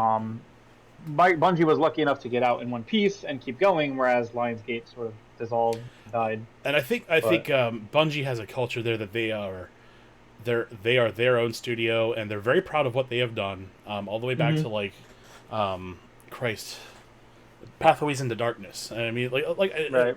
I should have prefaced too is that Bungie was one of the biggest developers on the Macintosh, and there wasn't a whole lot on the Macintosh to begin with. Obviously, we've me being on the Mac since like the early '90s, not anymore, but they were like one of the premier developers for the Apple. They did Pathways into Darkness, they did Marathon, which is a huge hit, a Marathon 2 Durandal, which is a massive hit, and then Infinity, and they released it probably sounds familiar to Halo players, the Forge Level Designer. And all that stuff was very instrumental for Apple to have really any success in the gaming industry. And when they left Apple, that was a humongous blow. But On the side, do you think maybe they're trying to push back now? Because I've just noticed the Apple Arcade they've been putting a lot of money into making things exclusive on the arcade now. On the mobile phones, they did. I was going to bring it up as a joke, but I don't know. Like, I don't know if they were going to succeed, but I think they might be trying to, because like they managed to snag the original Final Fantasy developer to make like a new game that's like a Final Fantasy game, but it's only on the Apple Arcade. And they also, remember they had that commercial the other day we were joking about, where they released like Angry Birds plus 3 or 4 other old games, but they were only on the arcade again. Right. I'm still trying to figure out if you're being serious or not. I'm being serious that like I don't think it's going to be a successful endeavor, right. But I'm wondering if from their perspective they're actually making an attempt. You know what I mean? Like they're actually throwing money at creators and they're actually trying to like do this. Right. I don't think it will work. I think it's long gone for them. But I think it's one of those like. Go ahead. Well, because I think like the reason it worked for like Microsoft to pull off Apple way back in the day was like Apple didn't have a lot going for them, and Microsoft took what they had. Right. And I don't think that's the case anymore. I don't think that like when it comes to Android versus Apple, I don't think many people are really buying them for like games and stuff. So I don't think trying to be like we have these exclusive games is really going to make people jump to Apple. Like I love Final Fantasy. But I would like no matter what they put on an Apple device, I wouldn't just change devices for like a game, right, or whatever. And as someone who is a hardcore Android user, a hardcore Windows and Linux user, how do I enter that space? Right. Is there going to be a PC equivalent to that? Like the Apple Arcade the Apple Arcade to me just sounds like something that's just going to be like an Apple TV exclusive app that you can play games on your TV. Yeah. I know nothing about it. I'll be the first to admit. But going back to what you said about Apple, they've always had they've always orbited a half-assed approach to gaming. Even with, that's what I'm saying. The Apple Pippin was a fucking disaster. Right. People only want it now because of how rare it is. And I don't know. Like I said, I've been on Apple. I've been on Apple since like the mid '90s. That's the first computer I had. I had an iMac. I had the G4 iMac. And at that point, it's kind of when I switched to Windows. Is when they switched to Pentium processors. But yeah, it's always been a half-assed approach. Not to say they didn't have good games, but it's like even when they did have good games, like one of the first one of the bigger 3D Wolfensteins that came out was on the Apple. The one that came out in like 2000. No one talked about it. So they didn't advertise it. So it's like they want to create a space for games, but they don't want to embrace it. Like I don't know. Well, that's what I was getting at when I was mentioning when I brought it up in the first place. Is it feels like they have a tendency to, like you said, like half-ass it. They're like someone at the company decided that it was a good idea to start throwing money at the Apple Arcade to make it happen, and they scooped like the Final Fantasy developer to make one game, and they scooped this and that. And they're not going to push it, and they're not going to drive it, and it's not going to go very well, and then they'll just consider it a failure and roll back on it, and we'll see that Final Fantasy Apple game on Android in a year and a half. Like, very possible. I don't think it's going to be a lasting thing. It could be a time exclusive, or it could be like a once and done thing, and like maybe that director or whoever that creator was doesn't come back. And he goes to fork that series somewhere else. I think he wanted to come back out of retirement to make something, and I'm guessing Apple showed up at his door with a truckload of money and was like, "Please make it only on the Apple Arcade." Why else would he develop there? Like, exactly. You have Sony, you have Xbox, even Xbox for like JRPGs. I would go there before Apple. And you can't tell me the dude who made one of the original Final Fantasy developers couldn't walk up to any studio with that pedigree and be like, I want to make another game. They wouldn't just be like, Exactly. take the money. Like, Exactly. what do you want to do? But, I'd love to see like screenshots of that. Do you know what the game is called? I'm looking right now, because I'd love to see what this looks like. If it looks like Final Fantasy really cool. 2 or 1, then no, it's called Fantasian. Fantasian. It launches on the Apple Arcade, and the only screenshot I have on this article is a screenshot of it. It looks like a modern Final Fantasy game, like almost like a Bravely Default Final Fantasy room with a bed and like a character and everything. It very much looks like a Bravely Default screenshot almost, but like with I'm looking totally at different characters. Yeah, almost like a cartoony Nier Automata. And the way, exactly. And the way it's supposed to be is like as you encounter enemies in the field, you don't fight them when you encounter them. You can like sort of collect your encounters, and then you can decide when you want to pop them, and then you fight everything you've collected and encountered all at one time, and then that's your fight. And then you fight in like a 3D environment where like it's like Chrono Trigger, where like if I do a gunshot in a straight line, but I line up two enemies, I hit those two enemies in a line, like. And there's attacks that curve, and there's attacks that like spread out and branch, like a lightning bolt kind of thing. Right. And it looks really interesting, and it looks like it's really cool. You know what this would be great on? Anything. The Switch. yeah, absolutely. Absolutely. It'd be a great Switch game. This looks really good, actually. And when I'm they first announced that it's just on Apple Arcade. When they announced it in the beginning, I don't think it had a platform, and it was like people were expecting it to be like on the Switch, or people were hoping that it wasn't coming to like the 2DS or 3DS because that's obviously like dead now. But they were like, no, it looks like it's going to be a Switch game. And then it was like an Apple Arcade exclusive, and everybody was like, wait, why? It looks really good though. Oh, that's scary. But that's the thing though, is like you have to wonder like, is the developer of this game going to see that it does poorly on Apple Arcade and be like, I should have brought this to the Switch or something? Because you can't tell me that if this was on the Switch for like maybe $20, it would sell like a hotcake. Like, this kind of reminds me of like maybe remember the Final Fantasy 3 remake when it first came to the DS. This looks maybe like a couple steps above that. Like I could see this fitting comfortably on the Switch. See if there's a like a gameplay video of it really quick, because the gameplay is what makes it really unique, and I think you'd find that interesting. Oops.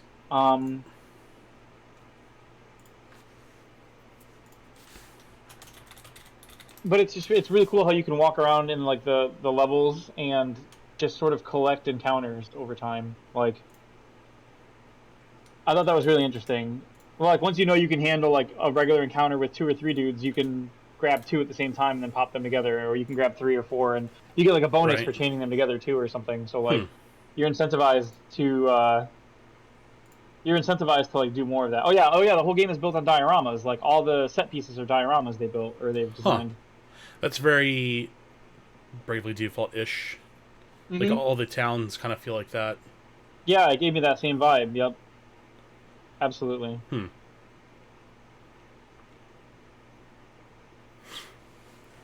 Oh, you know how I feel about turn-based RPGs. I fucking love them. Oh yeah.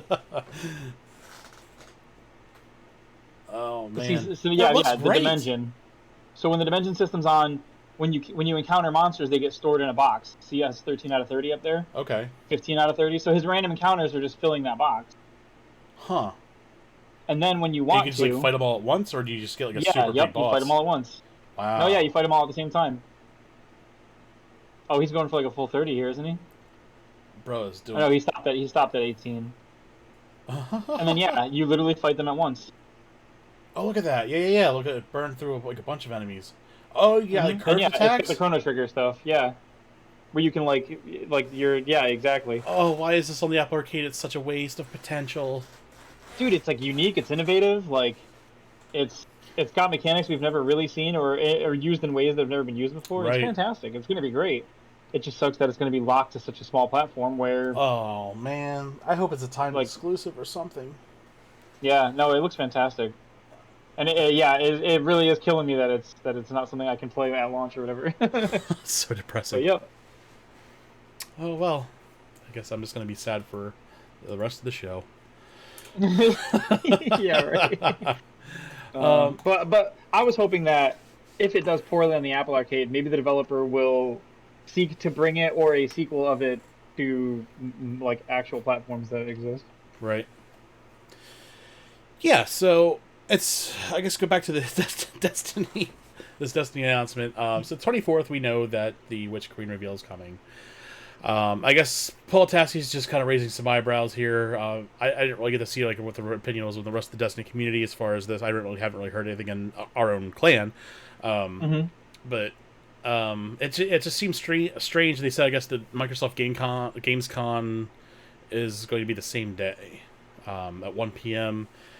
And as much as I'd like to watch Xbox announce quote unquote exclusives, um, I'm going to be playing Destiny at that point. But I don't know. Maybe I'll keep it on the background or something like that. But yeah, I don't know. It's Paul Tassi seems to have a good radar for this kind of stuff. So I'll be interested to see. Oh yeah, because there was a theory because it's what's it? Bungie's anniversary, and it's very close to Bungie Day, which was actually a couple weeks ago. That there might be like a Bungie or Halo crossover. Apparently, there was a leak that's kind of infamous in the Destiny community too, and that it seems to be pointing in this direction too. But there might be like a Halo crossover with Bungie. I think it's what would be like 343 Studios to bring like some weapons and armor sets that are either reminiscent or definitely like on par with Halo weapons and armor and stuff. So it should be interesting to see. I'd love to see some. That'd be cool to see some like maybe a Hayabusa armor for warlocks and the was it HEV or heavy ordnance disposal for like Titans or something like that. Just different armor sets reminiscent of like the old Halo 3 days and all that shit. Yeah, definitely. Yeah, that'd be pretty cool. But yeah. So I mean, I don't know. We'll see. We'll see what goes on there.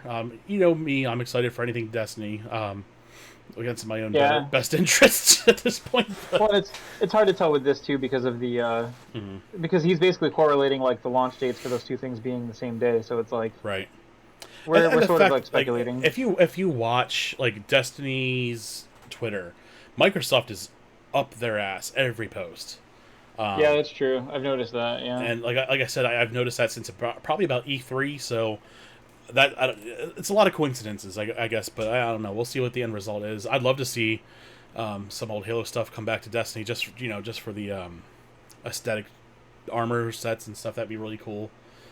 But we'll see. And I guess they're also probably theorizing that because Game Pass being so successful, that they'll probably put the newest next season coming up on Game Pass for free, probably, and they might even do like the Witch Queen for free. They did it with this last expansion, and it was probably very successful for them. And I believe that Microsoft is, or at least Xbox, is probably like the smallest Destiny community, and probably the one that needs the TLC the most. So I don't know. We'll see. I'm kind of excited to see what it has. We'll keep an eye out for it, and we'll see what happens on 24th. Because like I said earlier, we'll definitely be doing a stream for the Witch Queen reaction and all that jazz. I don't know if Daisuke, I don't know if you're interested in doing that or not. I don't remember if you said you were going to join us or not for that. But Dark might be there for that too. But I'll hop in with you guys. Yeah. Whether or not I actually play Destiny at that point depends on whether or not my computer and Destiny get along. True. Crossplay. Crossplay's coming, boy. 10 days. So we'll see. Pro, maybe I can just hop there. What's up? Well, I still have my PS4 Pro. I could maybe play it on there, but the problem with that is that I you gotta fight over your kids with. Well, no, it's not something I usually play at night. It's more like I already paid extra to buy the stuff on PC again, so I could play it because I already had up to Shadowkeep on my PlayStation, and then I had to like rebuy it on my computer. And then now I'd have to like go back to my PS4 and buy more over there. So it's like I totally hear you. Hopefully, I have to buy Witch Queen anyway, so it's not so bad. Yeah, well, Witch Queen's the expansion that's not coming out yet, so we don't know what the next season is. So this season you should already have. Did you buy the expansion for the PS4? No, I don't have. I don't have Beyond Light on PS4. That's what I'm missing. Okay, gotcha. Yeah, so hopefully we get your computer all straightened out. I guess unfortunately, Daisuke's computer was one of the computers that were affected by this weird video card issue that we can't figure out, but Bungie can't figure out. And I guess they did a big patch for ATI video cards that didn't. I don't know if you have an NVIDIA or ATI, but that didn't really fix it either. So Right. hopefully we get that all worked out before the new season comes out. Love to see you get back in the clan. Absolutely. Your own clan. Yeah, exactly. Yeah, right. Man. So. Oh, you want to? So I don't mean to break your heart anymore. But you want to hear something fun about Fantasian? Yes. Hironobu Sakaguchi was inspired to go back and play Fantasian after he did a replay of Final Fantasy VI in 2018 with some of his colleagues. It inspired him to go back to his roots.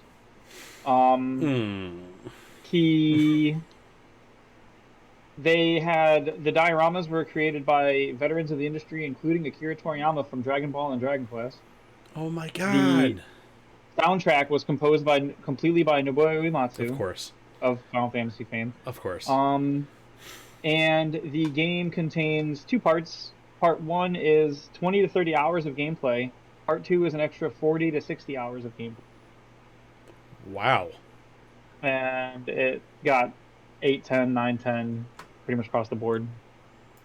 I'm disappointed. So, if you're looking for a 90-hour Final Fantasy game with help from Akira Toriyama and music by Nobuo Uematsu, it's over on Apple Arcade. For all 6 people that have Apple Arcade, enjoy it. Here, this is what I thought you were going to like. The game does not contain any microtransactions. They refuse to put any in. Oh, man. So it's just like a Sakaguchi good old just doesn't... traditional Final Fantasy that's got in. decades of fucking gameplay in it. That's man, that's just frustrating me. And you know that he played 6 and then wanted to design it after 6, so you know that it's going to have it's going to be goddamn some good story. Oh, god damn it. Yeah. Oh boy. I went looking at the wiki to see if there was any mention of it coming anywhere else. I'd love to see if... I mean, you'd have to be stupid to put it on that and just, like, not be like, okay, well, I don't need it anywhere else. Like, oh, holy shit. Platform, iOS, iPad OS, Mac OS, Apple TV via Apple Arcade.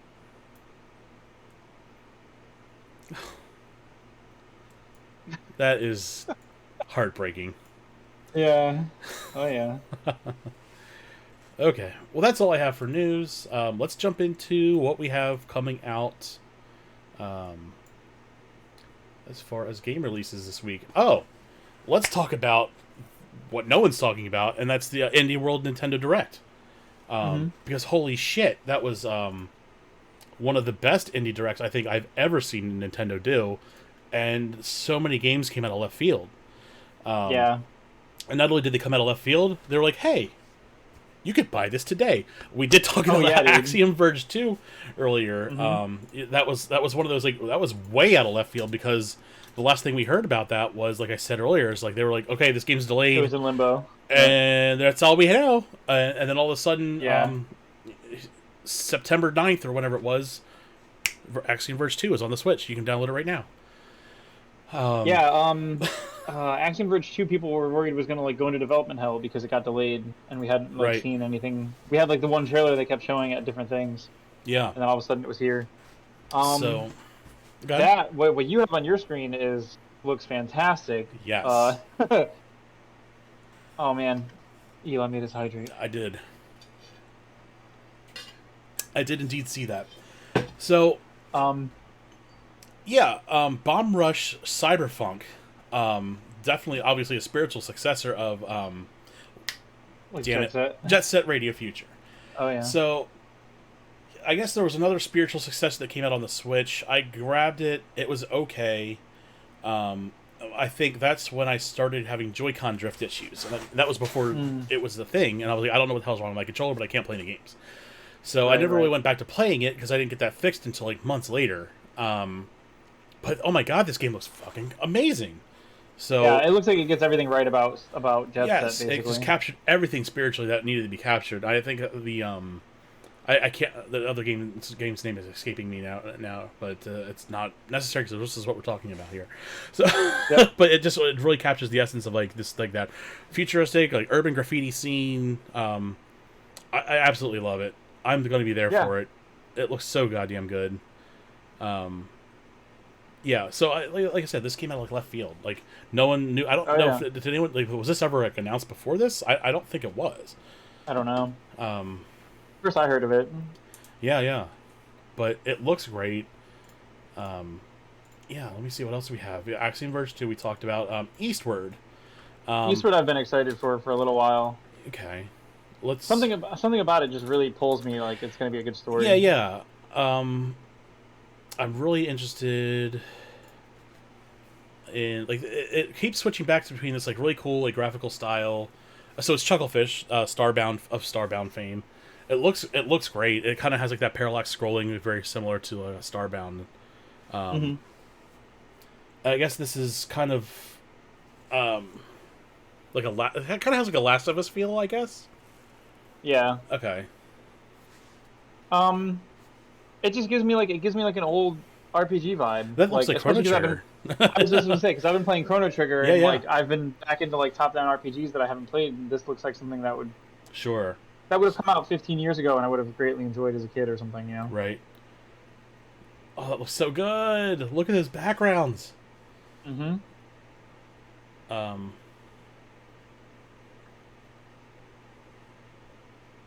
yeah, I'm pretty blown away by it. I'm not really sure what the whole story is, but graphically wise, I'm definitely intrigued. That gives me like Mother vibes, honestly. Yeah, yeah, yeah. Maybe this is the Mother 3 we've been waiting for. I guess to be fair, Mother 4, Mother 3 exists. It's just never been localized. Right. Yeah. Who was it? Weren't they? I think a lot of people were mad because in the Japanese Switch store they gave them didn't they give them an Earthbound game in the Super Nintendo store in Japan? In America, we didn't get it. We got something way worse. There's a few games like that where like they'll put out a game and they'll be like, oh yeah, so in America we got these three games and we've never heard of them, and then in Japan they got like it was like Fire Emblem. They got like a full-on Fire Emblem game on theirs, and we didn't get it. We got something else Right. because it was never translated or something. Now this, I think, is pretty intriguing here. It looks like it's just like a little chill game. It's like I guess some kind of like picture adventure game. But Oh, yep. not every game has to have like slap ass mechanics to it. This is like I love like these $5-10 games that come out and they're just like you just pop it out, you relax a little bit, and you play it. Yeah, it's the kind of thing that makes you like want to play games like Animal Crossing, where it's like Right. You you're just not wanna, getting ready to beat a dungeon or like kill a boss. right. You're just kind of living. Yeah, I don't always want to play. This is a great like wind down game if you just want to chill. You don't need like games with anxiety. I really love this like these 3D spin effects. It's got like a really good, some really clean cell shaded vector graphic-y looks. I'm really loving Right. it. So You know what this like diorama set piece thing reminds me of? Fantasian. only on Apple Arcade. Only like get it now. You know what this gives me vibes? This gives me like little like did you ever see that game? You might not have seen it because it's I only know the game because I follow Lena Rain on Twitter, the girl who does the music for Celeste, among other games. She did music for a game called Chicory, and it's like a game like this, except it's the mechanics are that you can paint stuff. So like you get like different colors of paint and you can paint things, and if you paint things the right color, they spring to life or like things change. It's a really cool little game. You should check it out if you ever get time. It's like this, like a nice slice of life, enjoyable game. Yeah, yeah. Yeah, it's pretty good. So I guess the Like more mechanics or puzzles, I guess, because there's a lot of it is Right. like it's got puzzles that remind me of like the Mario RPG puzzles where like you had to figure out stuff to do. right in different perspectives You and use the stuff. paint mechanic. That's pretty cool though. Yeah, so it's a great little game where you get to go around and take pictures or photos. And you can go up to your friends and say, "Look at this graph." Yeah, absolutely. Yeah, yeah. What else was on the Nintendo Direct here? Sorry, I'm like bouncing through different windows, different web browsers. Oh You're good. yeah. So Metal Slug Tactics, holy shit! Yep. This looks so good. I don't know if you personally are very familiar with the Metal Slug series, but it's like a really cartoony Contra. Very big hit with like the SNK crowd. It's definitely been ported to a couple of different consoles other than Neo Geo, but look at this game. It looks so. It's very. Oh my god! It just reminds me of Final Fantasy Tactics, even on like the GBA. So good. It looks so Yep. good. Gives me big Tactics vibes. I've never played Metal Gear, Metal Slug, so like the characters and stuff don't mean anything to me. But like I'm down for another Tactics style game like this. Hell yeah! There's not enough of them. This just looks. It looks like it's just. This looks better than the Advanced Tactics remake that's coming out. Mm-hmm. I think this is kind of what the Advanced Wars should have looked like. Right. But I'm still excited for it. But yeah, this looks goddamn amazing. So yeah, if you're into tactics games, that's where I would definitely jump in at. Especially if you enjoyed those Metal Slug games. Dude, my YouTube just recommended me to watch the video you were just watching. It knows. It literally was like, "Hey, the Metal Slug Tactics announced trailer's up," and I was like, "I'm looking at it, kind of." And then our favorite publishing house is releasing Loop Hero on the Switch. This was a PC title. This is like it's not a very depthful game, I would say, but it's definitely a good chill game. Again, probably a little bit more like, it does have like automated battle mechanics and stuff like that, as you can see here. I love this on the PC. I think I skipped it up for like $5. Digital Revolver is always publishing just weird ass but really fun to play games. And this one definitely is not an outlier for that. It's a weird ass game. It's very fun to play. I think I played it for like 10 hours straight, like the first day I got it. Right. But yeah, I would recommend that one. Definitely keep an eye on that one. I don't think a lot of Digital Revolver stuff flies under the radar, and it's very unfortunate. Yeah, which is funny because like they arguably, between them and Nintendo, were the only reasons to even watch E3 this year. For real. Their whole thing with E3 was fantastic. All the games they showed were interesting, and like the skits in between were great. Right. Another one. Garden Story. This looks pretty cool. Awesome. So this definitely has some farm simulator game. Maybe I'm not hitting the right genre, but it's definitely got some of those like. Oh, it's like Golden Sun or like what's the other one that's big? What's that? Why am I forgetting these? I know exactly what you're talking about, I think, and I'm also forgetting it.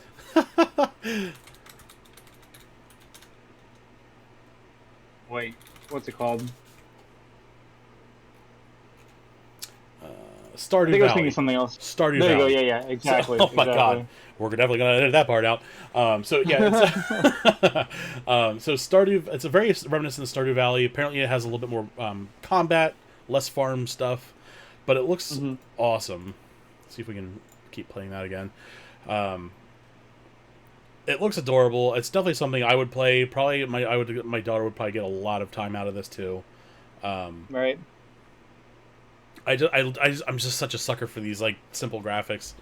I'm such a nostalgia pig. But it looks like there's like different worlds you can go to. That looks like it's underwater. There's like sea kelp for forests. Yeah, it looks pretty diverse, pretty unique. Mm-hmm. I like it. It kind of gives me like. There's a component to this that gives me like old school Zelda vibes of like exploring the world. Right. Yeah. Yeah, it'll definitely be cool. I'll definitely pick it up, and I'll definitely look at the wife and be like, I'm gonna get this for the kids to play, and then I'll play it. Here's one that really came out of left field for me because I was promised by this company that they would never release this game anywhere but the Xbox. And I think PC. So, Slime Rancher coming to the Switch, and I couldn't think of a better game system for this game to be on than the Switch. I think that Absolutely. It's so fun. Again, my daughter. This is one of my favorite daughter's games, and we got this the day it was announced. My daughter came home and like, guess what was announced for the Switch? She's like, what? I'm like, it's one of your favorite games. She's like, oh my god, is Slime Rancher finally out? And I brought up the page, and she's like, yes. So immediately bought it for her. It says it's the Slime Rancher Portable Edition. I don't know if it's just a deliberate play on words or if the Portable Edition has any main differences. But I asked her, and she says it seems like it's playing the same as just the console version. So we have it on, I think the Xbox with the Game Pass. We have it on the PS4, and now we have it on the Switch. So. Right. Another game that kind of caught my eye was Curious Expedition 2. Didn't realize there was a first one. I never heard of the first one, but I was looking at Yeah, the me trailer, neither. and it definitely seems like unique. It really seems like it's out there, very self-aware that it's kind of out there. You can see like the character map. Hmm. Some guys like riding a turtle. They got some humans. One's an armadillo. Yeah, a dinosaur next to the Alamo. Looks like a monster hunter creature Oh he's yeah, riding on. as one does, Like you do. having a normal one. This dude's riding that huge ass tortoise again. There's a corgi. Yeah, I didn't really get to catch much of the dialogue. It looks like a goddamn T-Rex and the Shai Halud, the damn sandworm from Dune. Oh, there's like actual dice Yeah, for that's cool. yeah. This actually looks pretty interesting. I kind of want to go and look for the first one. I never heard of the first one, to be honest, but now I'm kind of intrigued to go back and play it. So, but yeah, a lot of these were day one announcements too, which I usually you see a couple, but it was like more than half. Yeah, it was they were frequent with their it's Yeah. out today announcements. It was pretty crazy. And then some honorable mentions. Astroneer, that is free on Game Pass too. Mm-hmm. I've played that. It's actually really fun. It's another like resource management game, very similar to Minecraft. It's definitely very stylized. I definitely like it. And then Necro Barista, that looked pretty interesting. Yeah. I kind of want to play it just to see what it is. Maybe I'll watch. Isn't Necroburster? It kind of feels like a visual novel almost. It does, and I'm not really down to play visual novels. Hey man, the last but... visual novel you played was fantastic, right? That was something. Yeah, I played Doki Doki Literature Club a couple of weeks ago, and that was... Yeah, you can't count that. It completely subverts the entire genre. Like... Of course, yeah, it's very deliberate, but yeah. That's it was definitely a mind blow. So, again, rumors were true. Looks like we're getting a GTA trilogy on a lot of the... most consoles. I think it's coming to PC. It's coming to PS5, coming to the Switch. So the Switch is finally getting some Grand Theft Auto games. Their competitor, what's the... I forget the other game name. I'm just forgetting all kinds of shit tonight. They've been on the Switch for a while now. So it's finally good to see that GTA is starting to make its way to the Switch. I'd like to see maybe not necessarily Grand Theft Auto 5, but maybe 4. Mm-hmm. 4 would be cool. 4 would be a great... That was my favorite GTA out of all of them. I didn't play Vice City much. I played Grand Theft Auto 3 a lot. I played that on the PS2 a lot. And then San Andreas I played the shit out of too. That was a great game. So, yeah, we'll be seeing that remaster coming to the game soon. We can switch over to what we have coming up in September too. But, yeah. I'll just say that if they gave us... I played... The only Grand Theft Autos I've really sat down and played was actually 1 and 2 on the PlayStation. I love those games, man. Those top-down ones were so good. I would buy a double pack of that for the Switch in a heartbeat. 100%. And they did, I guess, semi-remakes. Not really. They're Chinatown Wars. They're like top-downs for the Game Boy Advance and the PSP. I wouldn't mind playing those on the Switch or something like that. But yeah, we got a big old list of shit for September. Big old list of shit. El Shaddai. I played that on the Xbox 360. I would recommend the hell out of that game. The gameplay is really weird, but it's such a visual experience. Very trippy, very great graphics. I really enjoyed that game. I don't know. Are you looking forward to anything coming out this month? What's scroll up to August? I don't remember what else is coming this month. We still have Psychonauts on the way. Let's see. The 15th. Ghost of Tsushima Director's Cut. That's interesting. Yeah. I still didn't get to play the first one. Me neither. I hear it's really good, but I think people are really pissed off because like Sony's price gouging on the Director's Cut. Oh yeah. I didn't really read into that too much. I didn't get to play it, but I've heard nothing but good things so far. Mm-hmm. Wasn't... Maybe I'm thinking of something else. Baldo the Guardian Owls sounds familiar. There's a game called Proto Corgi. Well, I guess I have to get it. What's it called? Proto Corgi? There was a proto corgi. I was like, well, I guess that's a thing. Um, wait, wasn't? Hang on. Baldo might have been the game I was thinking of. Let me take a quick peek at Google here. Is it Baldo. based on the show movie? No, I think Baldo was a video game where the art team for that game is the team that it's the people who left Studio Ghibli and started their own studio called Studio Oh. Ponoc and made the Mary and the Witch's Flower.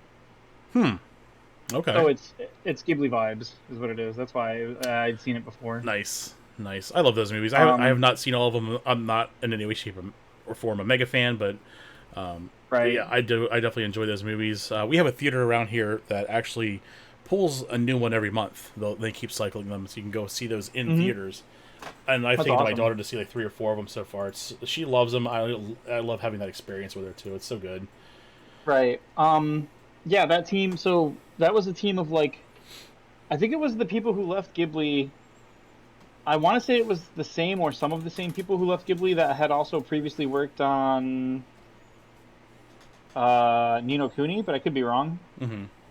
I just know that some people who were like, I don't think it was like a falling out, but it was like people who had left Ghibli and moved on, then decided to like form another studio called Studio Ponoc, That's and cool. then they made a movie called Mary and the Witch's Flower, which it's not quite a Ghibli movie, but it's definitely got like the heart in it. I've It just doesn't heard someone was just talking about that the other day. quite stack up. I mean, I'm sure a lot of people love it, and I liked it. It was a great movie, Mm-hmm. but it was like I don't know if maybe like going in, I had like the prescriptive like this is from the Ghibli studio, still like Studios X people, so it should be like a Ghibli movie, and it Just didn't hit those quite wasn't. strings. Yeah, but like it was like there was just parts where it felt like things like got ignored or fell apart or missed beats on the story in a weird way. Mm-hmm. But it was their first outing, so I can't really. I mean, I'd have to compare it to like Miyazaki's first like movie or whatever to like make it fair. You know what I mean? Right. So, but I think it was great overall, and it was cool to see them get out there and do their own thing. And I'm glad to see that they're on that Baldo game. That means that they're still out there surviving and not just collapsing after that one movie or whatever. So Right. that's cool. No, I like to see that stuff. Yeah. Absolutely. I'm never gonna argue if there's two Studio Ghiblis running around, you know? Right. Especially with like, oh, is it Miyazaki? Is that his name? Yeah, He's getting up there, and so it's you'd like to see someone kind of yeah. carry the legacy on. Well, it's he's actually there now again. He's I the know he funniest like dude. left and kind of retired, and he's like, I'm too old for Yeah. this. Well, he retires and then he comes back to make one more movie, and then he Right. retires and then he comes back to make one more movie. So like he's currently working on a movie now. Just when I Called think How Do I'm You out, they How Do pull You me back in. Right. I think he's currently working on a movie. I think it's called How Do You Live. Uh huh. Um, but yeah, he like keeps retiring and then coming back. But the thing is at one point he let his son Goro Miyazaki develop and like lead for or direct the movie. What was that movie he did? He did a Ghibli movie, and it's considered one of like the only Ghibli movies that nobody really liked, or it's like one of the least liked Ghibli movies of all time. Um, Guardian, like the Earthsea, Tales of Earthsea, I think.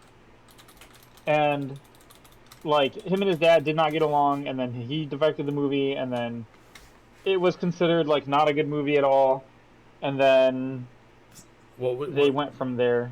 What did you call it? Um, Was it the it secret? was Tales of Earthsea, Okay. and apparently it just didn't. It was not a hit with anybody, from what I can understand. Huh. Oh yeah, number one worst Ghibli Oh, movie. was it really? Yeah. Tales of Earthsea. Yep, there it is. It was directed by Goro, and he just doesn't. I don't know. I don't know. He just doesn't direct like his dad does, I guess, or he doesn't. I don't know. I don't know. I couldn't really tell you. I fell asleep trying to watch it the first time, and then I never actually watched it after that. I can't believe The Cat Returns is on this top 10 list. That was a great movie. Yeah, that makes me kind of sad to see Cat Returns and to see the other one on there. What was the other one? Ponyo or something? The one Arietti. That's what it was. Okay, yeah. I could see Ponyo being on there because Ponyo is like more. Ponyo was like Kind of kid oriented, like generic. Totoro was. Yeah. Yeah, Arietti's sad to see that there, but Arietti also was like a direct like rip from another work, I guess. So I could kind of understand why like it was like a new innovative Ghibli thing. It was like we've taken this story and adapted it. Sure. But some of Ghibli is that. I mean, Ghibli's Howl's Moving Castle was adapted from a novel too, so it happens. Mm-hmm. But it is what it is. But yeah, so I guess he that was sort of like the I'm gonna let Goro take over, and then Goro did one movie, and then he was like, nope, not doing that, and took the reins back or whatever. Wow. So I have no idea. He also did the most recent one. Goro Miyazaki, I think, directed the new Ghibli movie that came out like last year. That was 3D. What was it called? I wanted to say Witch's Flower because Mary and the Witch's Flower, but it wasn't that. It was Earwig and the Witch. That's what it's called. Okay. And if you want to see something interesting, check that out because it's the first 3D Ghibli movie, and it was directed by Goro. And Ghibli and 3D is a weird combination. I won't say that it's bad, but it's like they tried to make a Ghibli. They tried to have all the little flares of Ghibli's animation and like the way they move and the way they act and like the way it like looks realistic in real life in 2D into 3D. And it makes for some weird scenes, I can tell you. Sure. It's kind of like a weird... It already has like a very weird cel-shade look to it in 2D. Well, yeah, go Google a picture of Earwig and the Witch for a second, and just take a look at that and tell me what you think. I'm going to grab a paper towel for the spilled water I just spilled. All right. Yeah, let's check it out here. Oh.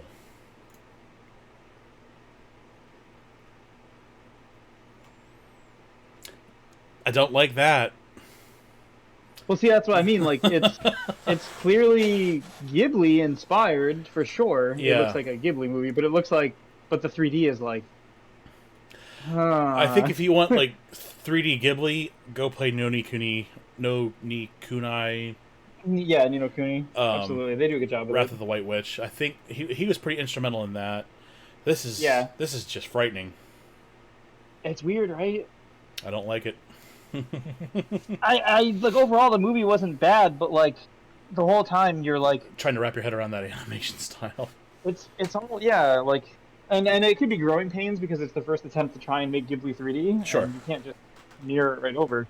Right. But like it's kind of like watching someone like if one day your friend was like a puppet with strings on it and it was like, yeah, it's still my buddy and he's still here doing the things that he does, but like you can tell that he's like being puppeted, like right. That's weird. Yeah, that's scary stuff. It's borderline nightmare fuel, I'm not gonna lie. Yeah, it took some getting used to watching the movie. It was like, and it's just sometimes you'd be watching the movie and you're like, yeah, it's actually getting interesting, but then you get pulled out by that and you're like, that's great. Ghibli 3D nightmare thing. Well, that's all I have. Do you have any games you're looking forward to coming out here, or? This month, next month, no. October, I'm going Skatebird. To probably. Wait, what? Skatebird. Skatebird, yeah, Skatebird. Yeah. Skatebird's fantastic. I will probably be screaming at you as soon as the next month rolls around to talk about Metroid Dread over and over and over. Yes, I thought you were going to say Final Fantasy, but Metroid Dread too. Final Fantasy. Oh, Endwalker. Endwalker. When's that? November? That's a little ways out. That's November. Whew. It's coming up quick though. Oh yeah, it is. And there's stuff to do in the meantime. Oh no, September is when you got to get your car in Final Fantasy 14. Oh. That's when they're doing the Noctis crossover event again. Gotcha. So you'll have to go to the Cold Saucer and get your 200,000 MGP so you could buy your car. We'll see. Last time I grinded for a mount in that game, I never came back. Oh yeah, that's true. Yeah. Oh. It was even a Gold Saucer mount. Yeah. Yep. Uh-huh. Yeah, it was. Man. Yeah. That's too funny. That's great. Mostly. I forgot to do the Twitter poll, man. So I should have done it with the Nintendo Indies, but that's all right. Let me shut this down. Let me bring this up. So. What were results on that? I didn't get to see the final results. Oh yeah, I wanted to bring up too. Yeah, there was a news story I completely missed, but there's a lot of theories going around because Nintendo is talking a lot about their classic systems lately on Twitter, kind of revolving around Metroid and stuff. So our last week's poll: do you think Nintendo will bring a new classic system new classic system to their classic game library on the Nintendo Switch Online this year? They already have if you're a Switch player, you probably already know they already have a Nintendo library and a SNES library. And if you've been following it, the last couple months or last couple releases, then it's not even months. It's just like whenever they feel like it, here's a couple of games, Mm-hmm. and they've been very lackluster. Yeah. The last batch of games were like, so. What's I was saying? The last 3 games that came to America, nobody knew any of them, and the only reason Japan was happy is because they got Fire Emblem. Oh yeah, and we didn't get it. Is that what No, we happened didn't there? get it. Yeah, we didn't get Fire Emblem. We got some other random game no one's ever heard Right. of. Yeah. So the blowback on that was pretty bad. So I don't want to say they owe us, but Right. I would. So we got 64%, 64 and change percent thinks that by the end of this year, Nintendo is going to release a classic system. Just watching Nintendo's moves, it kind of seems like they're trying to, I don't know, hype, but kind of just pepper it out there. Just kind of put some sprinklings out there of rumblings of like the classic systems. I'd love to see a Game Boy generation, just like anything from a Game Boy to Game Boy Advance. Just boom, here you go. Here's a bunch of Game Boy titles, kind of like they did with the Ambassador program for the Game Boy Advance, which is like, Oh yeah, that'd be cool. remember when they released all those Game Boy Advance games, and then they were like, I guess people were like, why can't you release like Pokemon or this and that or other Advance games? They're like, that's not possible. We can't do that kind of stuff. And like, but you released like 20 of them for the Ambassador program, and there's like, it's not Right. technically possible, and it's like. Okay. Right. So, right. yeah, 64% of our online pollers said that they think that it's going to come out. 35.7% said no, Nintendo won't. I would love to see it. I think signs are kind of pointing that way that they will. But Nintendo. I think like Spawnwave put it best is like you think they're going to take a left, they take a fucking sharp right. So Yeah. I really would like to see it. It would add some much needed value to Nintendo Online's offerings. So that's No, kind of absolutely. that. Yeah, I wish I could find like the original video for it, but like they had like the video that they always put out where it shows like what new games are coming. Mm-hmm. I think it was this one. It was like, oh yeah, July 2021. Here comes the new games. Get excited, right? Super Nintendo games are coming. And then it was like Claymates, which I've never heard of. Yes. And then Jelly Boy, which I've never heard of. I think that actually went under a different name on the United States, and they never originally. It was either this or another one. I forget. And then it was like What was the third? Kablooey or something, Yeah. which I've never heard of. And then like there was like a version of it going around where at the end they were like, oh, and for like Japan also this, and it was like Fire Emblem, and people were like, Why? Like okay. why do they think like these like these older RPGs won't fly in the US? It's like people have been clamoring for like a Mother 3 English translation, and people have gone so far as to translate it themselves, release it on a fake Game Boy Advance cartridge. I have one. Right. And it's like you can't tell me there isn't a market for it if there's a bootleg market like that for it. Yeah, yeah. It's The comment just- section is lit up with people being like, how is this? How did we not get Earthbound yet? Like, right, and it just seems like Nintendo doesn't want to pay money for the licensing of third-party games. I would argue Right. still that with the SNES Classic, I don't know if that's even still available, but I mean, there's still a bunch of games on that have not come to the Switch. right. And you still have games like Chrono Trigger.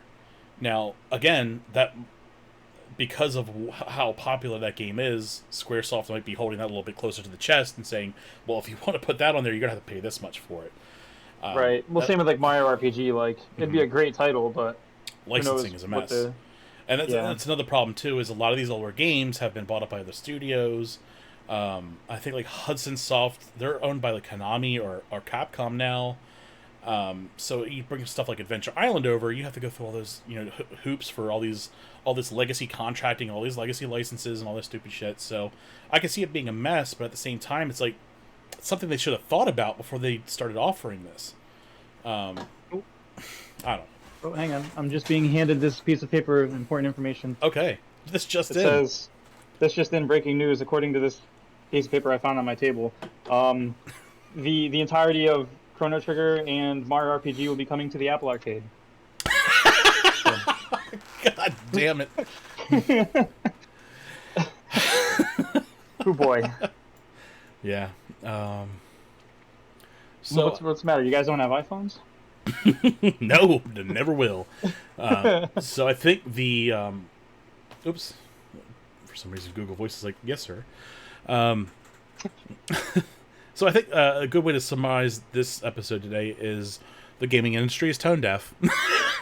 I mean, that's if there was one overarching theme for everything we talked about today, the industry does not pay attention to. I mean, there are some aspects of it. There are some parts of it that are really good at handling their community and like giving people what they want, for sure. Sure. But as a whole, there's a lot of like, why aren't we just doing the things that people want? They're all like running around with their hands in their ears, like, oh, we don't know what you're talking about. Like, Diablo on mobile. You didn't ask for this? Right. Who did ask for that? That's what I want to know. Oh, man. Metrics are hard, I guess. Right. What was that other game that came out? It was an absolute dumpster fire. It was like a huge... Oh, it was, not Command and Conquer. Something Com. XCOM? Something Com? Shit. Oh, it was an XCOM mobile game. Yeah, yeah. And it was super microtransaction and very heavy cost for all that stuff. And it looked like nothing like the game. It had nothing to do with XCOM, yeah. The publisher wasn't even like the original publisher of the original game. It was like a third-party fucking cash grab. It was like a North Korean studio or something crazy. Something. And it was just basically... The game probably already existed. They just paid money to slap their logo on it. Yep. Yeah, and put skins on it and everything. And my favorite part about that was like, Kotaku was like, yeah, so this XCOM is shit. And then people were like, how dare they say that in their headline? And it was like, because it is. Like, what do you want? You guys are mad at them sometimes for like what they report on, but then they just come out right and they're like, yeah, this game is shit. You guys get mad at that. Right. It's a shit game. What do you want? Like, what do you want them to say? I'll be first in line to roast Kotaku all day, but that was just not the time. Well, it's one thing if it's like, if an indie dev puts out a game and the game mechanics are bad or the gameplay's bad, story's bad. It's one thing to be like, this is a shit game, and it's like, well, okay, the dude didn't do a good game. He worked on it, whatever, sure, fine. But it's another thing when it's like an intentional cash grab, like just an absolute mockery of what XCOM is supposed to be to make money on that name. Like, that deserves to be called out for being bullshit. You know what I mean? Absolutely. That's not just a bad game design. That's intentionally trying to milk your audience. Like, and you should get shit for that. Absolutely. It's like, I don't know, as an up and coming game developer right now who isn't even really in the industry yet and is looking to put a foot in the door, it really sucks to watch these people in these high up positions like at Activision or Blizzard or all these other places just completely ruin like the whole reputation of the gaming community, and it's like. It just sucks. We have all these people in indie development. I mean, we did this last week. We talked about indie developers, and they work on their games, and they care about them, and they put their heart into them. And then meanwhile, you've got dudes that, like, you know, the top of the ladder for Anthem who are just like, oh, I don't know, why don't you just take one of the big mechanics out? What do I care? And then when they, like, 6 months later, like, oh, well, you know what? I guess just put that mechanic back in. And it's like, okay. Right. And you wonder why these games fail. I would have loved to see Anthem succeed. Mm-hmm. Because it would, again, one of my favorite games of all time is Destiny 2. It would have lit a fire under it. Bungie's asked to compete. Absolutely. And this is why we get stuff like the Eververse store with just shitty whatever in there. And people complain about it. And it's like, well, you need competition to drive this stuff. And it's just... Well, look at it's the year 2021, and Hironobu Sakaguchi is still running around making brand new like Final Fantasy-esque titles with 90 hours of gameplay in it, no microtransactions. Right. His platform choice is a little odd, but I know. I can't even imagine how much more successful it would be. Oh, dude, could you imagine if it was like on Steam or something, or on Switch? I would kill for it on the Switch. But yeah, it's just one of those things where it's like.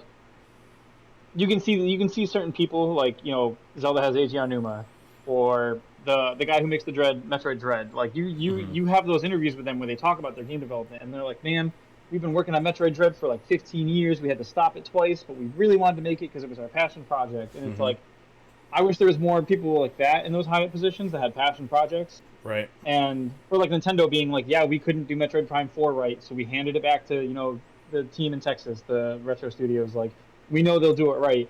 That's the stuff that I like to see. And Right. most of what we get is like at the top of like, sometimes in PlayStation, it feels like it's mostly at the top of like Xbox or third party, where like they just do like well, it sells. So, this year we're making Assassin's Creed Throw Dart at Dartboard. Assassin's Creed Alaskan like natives. Yep, that's the game. Right. Skins Right. are Right. 18 bucks. Have fun. And it's like, okay, cool, great. You guys love this project so much. Yeah. And I feel bad because the developers definitely do. Like, but for every team of Cyberpunk developers making a game they enjoy, there's a dude over them with like an actual scythe or a sickle who's like, it has to come out next week now because we Right. said so. So wrap it up. And you're like, wait a second, like, you can't expect us to do a project that we want to work on under the gun like this. Right. Well, too bad. Remember that Just original when, budget like, we talked devs about? leaving the industry. We're cutting that budget now, so we need you to fire like 20 people, but we still need it to Dude, come out on time. What? and you know what's crazy? Every time like a thing happens at a company like Activision or Unity's studio there that makes like Assassin's Creed or any of these teams, like, you'll have a million people come out of the woodwork and be like, yeah, I was there for 6 months and this is why I left, or I was there for a year and this is exactly why I left, or like Revolving doors 80 keep labor cheap. like all these developers that'll be like, yeah, I spent a year at this company or 2 years at that company or 6 months at that company and I had to leave because it was crazy, they were crazy and it didn't work, and now I do my own indie stuff. Right. Or I think it was like 20% of women who go into game development leave in a year because they get burned out, and then they just leave the industry completely and they go to do something else because they get driven out of the industry, and it's like, Sure, it's a shame. insane. And it's like, I think too. I mean, going back to Nintendo, they're not always the best company in the world with public relations. They're not always the best company as far as maybe ethical business choices. But man, do they just always fucking publish gold? And they will delay a game like Dread for 15 years to make sure it comes out right. And with the exception of like Animal Crossing Amiibo Festival, they publish some bangers, man. And it's like they'll sit on a project if they know it's going to slap. And I think it's release it when all it's a right. development cycle. Mm-hmm. Like their ideology for development, Right. as a company, they seem to take on studios that have the same ideology as them. As Right. like, it's the same thing they get from like Sakaguchi in Final Fantasy. You get it from the developer at Nintendo. You get it from Eiji Aonuma. You get it from these people at the Splatoon crew. Like, they enjoy what they're doing greatly, and they want there to be a reason they're making it. You know what I mean? Yeah, and the thing is, too, Nintendo does not hire out investment firm insiders to run their companies or to make these decisions. I'm sure they probably have people like that, but they keep them in the accounting department where they fucking belong. Yeah, exactly. Reggie Fils-Aimé and Doug Bowser weren't like Microsoft execs who ran like some stock portfolio thing, or they weren't from a hedge fund or something. Like, they were just people who worked their way up or whatever. Or I mean, if they transferred it from somewhere else, sure, but like, we've got people like the Anthem studio, the top of Anthem. They literally hired in like a dude to save money, right? Like a financial guy, Citibank guy, as like the head of the shit. team. And it's like, wait a second, how is this going to help you guys? Right. Like it's one thing. Go ahead. Oh, go ahead. Well, you look at like Nintendo, and it's like their top ranking guys are still the people who designed the original Zelda, designed the original Super Mario Brothers, and those are the guys that are making the decisions now for their games. And you wonder why they're so successful. And it's like, you can sit there and shit on the Wii U all you want, but even the best company in the world is allowed to make mistakes once in a while. But yeah, and that's more of like because like the Wii U hardware was probably a thing that was not so great, but like the software was still fine. They were still pumping out software that mattered. That was good, enjoyable content. I bought a Wii U when the Switch was announced because I was like, this is probably the best time to get one. And I got one for like $100. It came with like 20 games, and I have no regrets. Like, it's a really great system. The original like Super Mario Maker was on there, fucking amazing. Oh yeah, absolutely. So their biggest failings again was not attracting third parties. It was a hardware thing, yeah, and then third party stuff. So that was the thing, was like, Nintendo's notorious for having good first party IPs, and I think it goes back to development concepts. Like Miyamoto is famously quoted by everybody on the internet that, delaying a game is fine because if you put out a game that's rushed or unfinished, it's just a bad game. A bad game is bad forever, right? Right, and I think delayed game is eventually good. I think that's reflected in like a lot of their design teams, Yeah, it's headed cultural by there. Miyamoto, headed by Aonuma, headed by these people. Like, Right. I um, think the day you see that culture change was the day that you'll start seeing Nintendo go to shit. They're well, not right. idiots. I That's for think, sure. I think, I think there was a push in that direction, and they fought back against it. Because remember with the Wii, they had Hmm. a lot of shovelware all of a sudden, like a ton of it. I mean, the Game Right. Boy Advance, the Game Boy SP, the DS, all had some level of like shovelware. And then the Wii felt like it was like an overload. Like anything could get published on the Wii. We had running jokes at GameStop about like a new game would come out and we look at it and it was like a game for the Wii and it was like the Backyard most sports. nonsensical thing. Yeah, Right. something you've never heard of, and you're like, this is why is this even a thing? Of course it's only on the Wii, and of course it's on the Right. like. I remember when I at one point we used to do this thing where we would like organize the wall at GameStop of like what titles were on the wall, and the Wii section always had an extra 2 shelves worth of games that were just sideways to make the room for all of them because there Hmm. were so many. And then Family Carnival, when we backyard sports. It's just right, every like and we tech would look at demos released at $40 games. yeah, pretty much. And then we would have like we would have the list of all the games that were supposed to be on the wall, and it was this massive list of like a lot of junk, Right. and it was like double the list of like, Xbox and PlayStation. You know what I mean? Hmm. And then but with the Wii U, it felt like they had started to dial that back, and most of the Wii U games were real IPs or games we had heard of or new IPs that were cool. Right. Like it wasn't just shovelware really. If they did have it, they kept it on the digital store. And I feel Right. like with the Switch, it's the same thing. Every time a Switch game's coming out, 9 out of 10 times that Switch game that's getting a cartridge is something that we've all heard of before, or that it's like it's from a stable we know or from studio we know. Like, Right. And if so I it's think back in the Wii days, there was a push to like move off the culture of good developed games and move into like whatever sells. And I think they fought back against it somewhere internally, and that's why they went the other right. direction again. Yeah, I mean, if you there is a lot. I mean, admittedly, there is a lot of shovelware on the Switch, but like you don't see it because if it's a good enough indie game, it will get a physical release. With the exception of a lot, some, but there's super rare games, there's limited run games. They're all out there publishing indie titles to make sure that they get physical releases. Mm-hmm. They're not going to do that with a game that sucks. They're going to do that with like Scott Pilgrim versus the World. Things that people like for Yeah, sure. exactly. All kinds of shit. So I've got a stack of them right here. But Oh yeah. yeah, Neo Geo Pocket Classics is getting a limited run release. And me with my Neo Geo, I'm there for it. But So yeah, it's like it's just one of those things where it's like the industry feels divided between like the people who are there because they enjoy what they're doing, and the people who are there to make money. right. And So, I know that like every industry probably has that divide, but it feels like in the game industry the last decade or so, it's become very, very to the forefront that these are the two.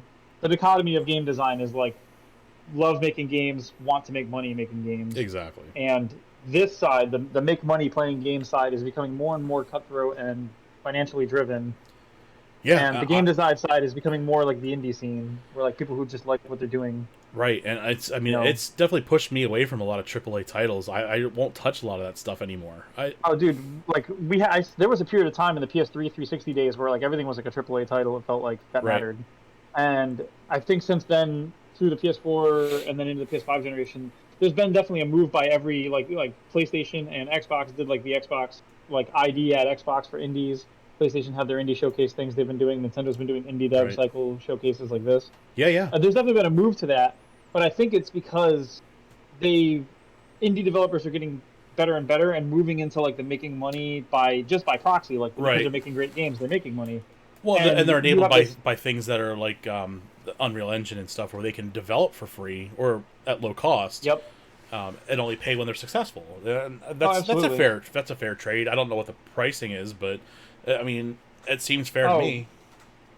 Unreal is fantastic. That's one I use, and it's like they've like what was it? I sent you a list. I think it was like Final Fantasy VII Remake, Trials of Mana, Borderlands 3. Like there's a lot of games that big studios, like huge studios that could afford anything. I mean, Hmm. we've seen Final Fantasy VII Remake was on Unreal Engine, and they made their own engine for their own games twice. They made the Crystal Tools, and then they made the Luminous engine for FF15 and for 14's remake. Uh-huh. They can do their own engines in house, and they still chose to go with Unreal for the 7 remake, and it paid off in spades. That I'm Unreal sure. remake runs great, looks great, like Yeah, it plays looks good. phenomenal. Um, So it's like clearly they can do this kind of stuff with the Unreal Engine, and Unreal's take is like 5% of the income if you make 3 grand in 3 months, so something like that. Right. Um, so it was one of those like a small dev who's only making $1,000 a month tops can use Unreal virtually for free. Right. And then a company like Square Enix could just make $1 million in the game and then pay their 5% of their $1 million or whatever. But obviously, it was worth it to them to use that engine and pay that price still. You know what I mean? Which is crazy. Sure.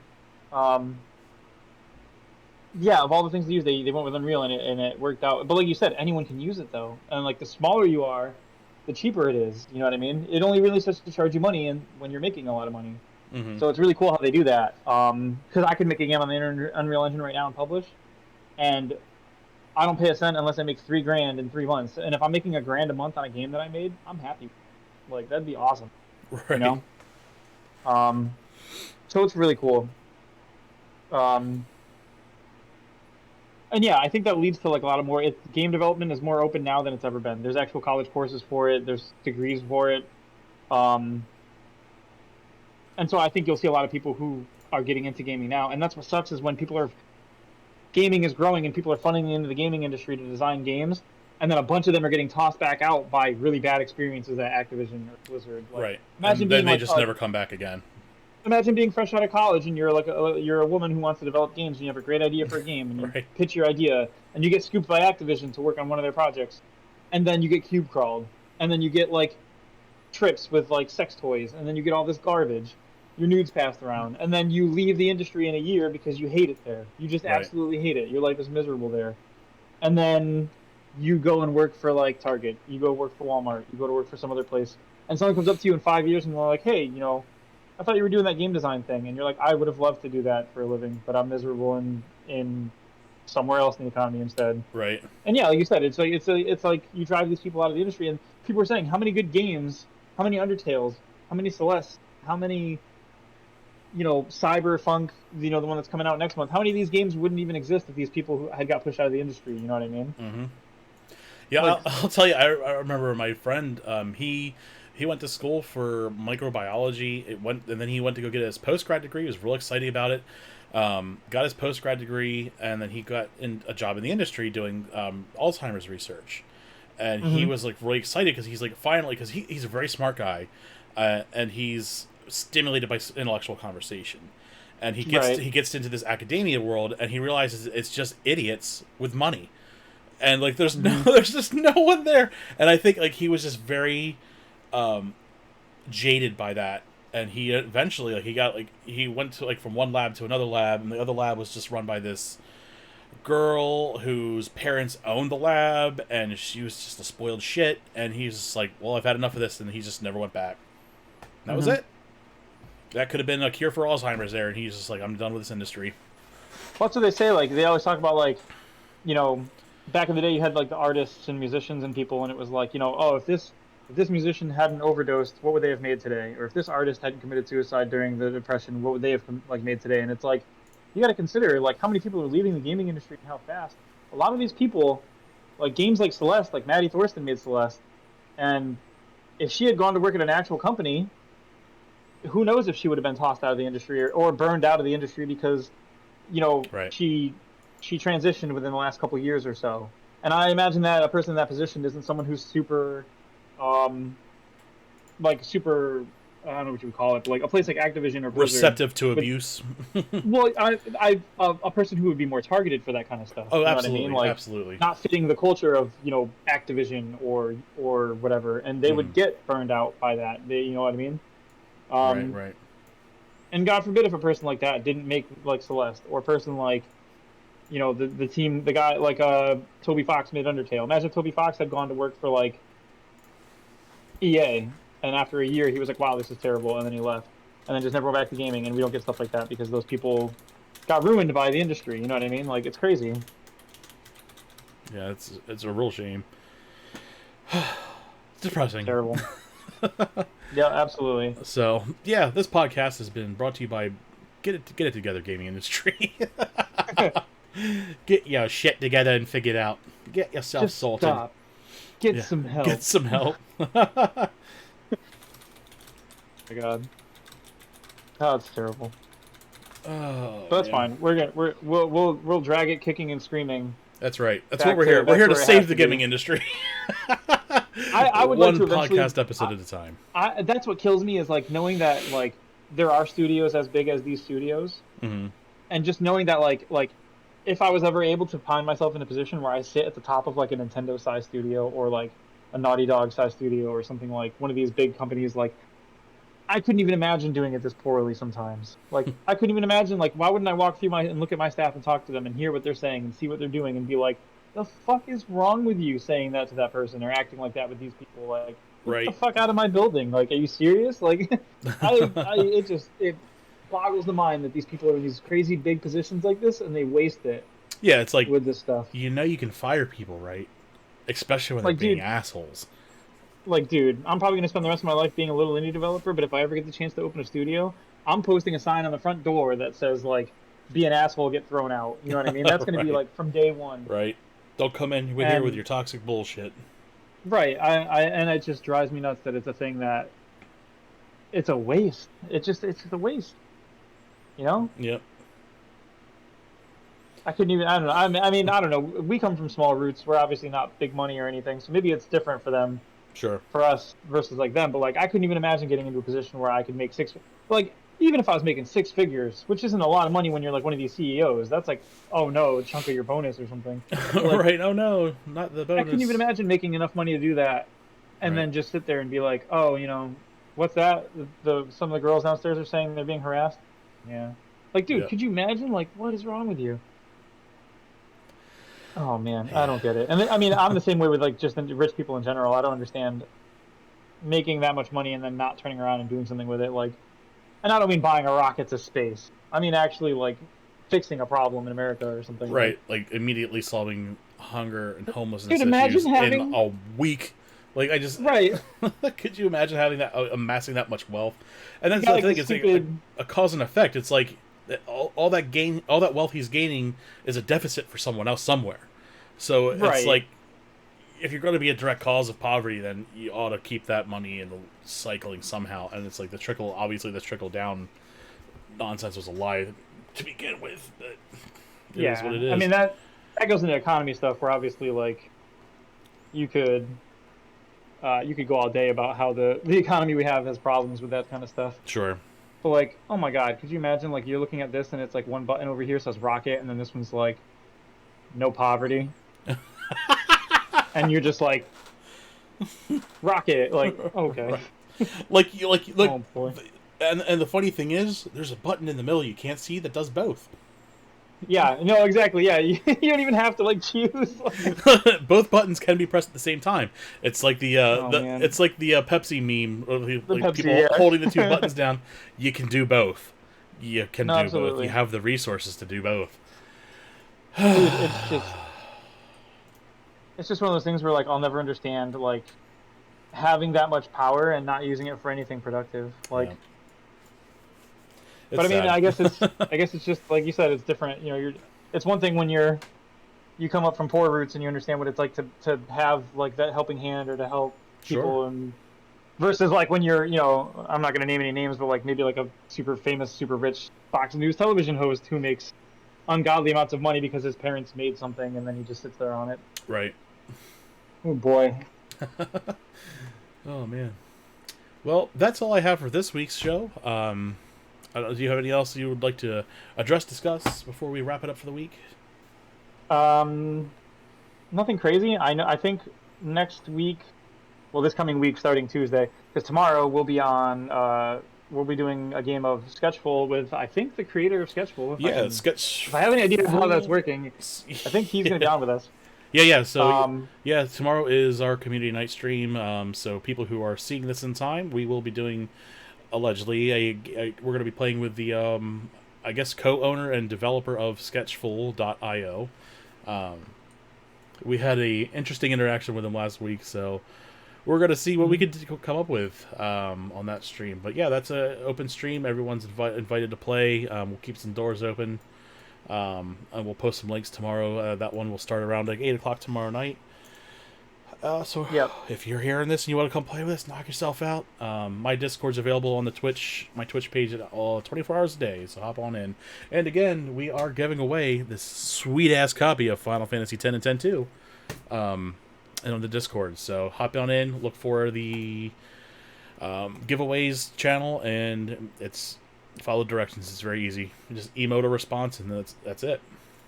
Yep. You're and then entered speaking to on win. that, I'm going to be pulling, for now, I'm going to pull Octopath Traveler off of my schedule stream. Oh, are we doing full-time Chrono Trigger, baby? I was thinking about it, but I think I'm gonna do 2 days Chrono Trigger, 2 days Final Fair. Fantasy X. Okay. Oh, And because that way I'm streaming the thing you're giving away, people can see it. If they haven't actually played that's the game, a great idea. you can see it happen on. I'm not sure what days. I'll probably still do Chrono Trigger Tuesday, Wednesday, because I know Right. you're waiting for it, and I want to push it out 2 days on you. Love it. And I'll probably do Thursday, Friday Final Fantasy X. I'll start a fresh file. I've been playing it off stream here and there, just like. Because long story short, I wanted to actually try and remake parts of the game in the Unreal Engine just as practice, Oh, nice. and then post them up on my portfolio and be like, "Look, I made these things that are like FF10's mechanics." Right. And then I was like, you know what? I should just be playing it on stream if I'm gonna play through like the whole game at this point anyway. Sure. So I'm gonna start over and make a new file, and we're gonna do it on stream. Nice. What part are you gonna do? Are you gonna do the ha ha ha? Oh my god, the haha. In Unreal? Yeah, I'm strictly that's yeah. I'm there for it. No, I wanted to make like a sphere grid, basically. Oh, great! That's like, cool. An interactable thing, just to practice my use of like the UI and the interactions and everything, and make it Right. work. And then I was like, you know what? If I make this sphere grid and I make all the interactions, I'm probably just gonna want to see. I'm gonna want to make a character with stats that will actually change when you do the sphere grid stuff. And at that point, I'm making a character. I might as well just kind of flush the rest of the game out. So I was like, maybe I'll just see how much of 10 I can remake All right. in Unreal for fun. So next week we'll be talking about Daisuke's bootleg copy of Final Fantasy X rebuilt in Unreal. All the characters are gonna be the Unreal character, like the gray mannequin thing. Yep. Oh So man. we're gonna need some voice actors. So if you're interested, Yes, if you're interested, send us your best ha ha ha in the Discord. oh, I love it. Great. Well, that's But yeah. everything I have. Like I said, tomorrow's Yeah. community stream. All I got. We'll be back with. I don't know what the hell I'm going to be doing Tuesday. I kind of just want to take time off of Destiny until we get the new season starting up. So I'll probably be playing some Monster Hunter stories with Claire, Crazy Claire, as she goes by on Twitch. So we'll probably be doing some either joint streams, or I'll be streaming and she'll be in my voice chat, or vice versa. So keep an eye out for that. Again, not sure what I'm going to be doing Wednesday. If I do any stream, it might be like later in the afternoon. Thursdays I don't stream. Friday again, I'm probably going to do some Monster Hunter, and then Saturday again is Jackbox. We're having a lot of fun with that. Again, that's More rapping robots. yeah, we're gonna rap some robots. But yeah, we've been having a lot of fun with that, and that's really starting to pick up a lot. So I hope to see everyone there. And again, with my own stream team, I hope to see everyone there next week too. So that's all I have. I have been Retro Game Dude, and this is Daisuke Aurora. We are signing off, and have a great week, guys. Cheers, everybody.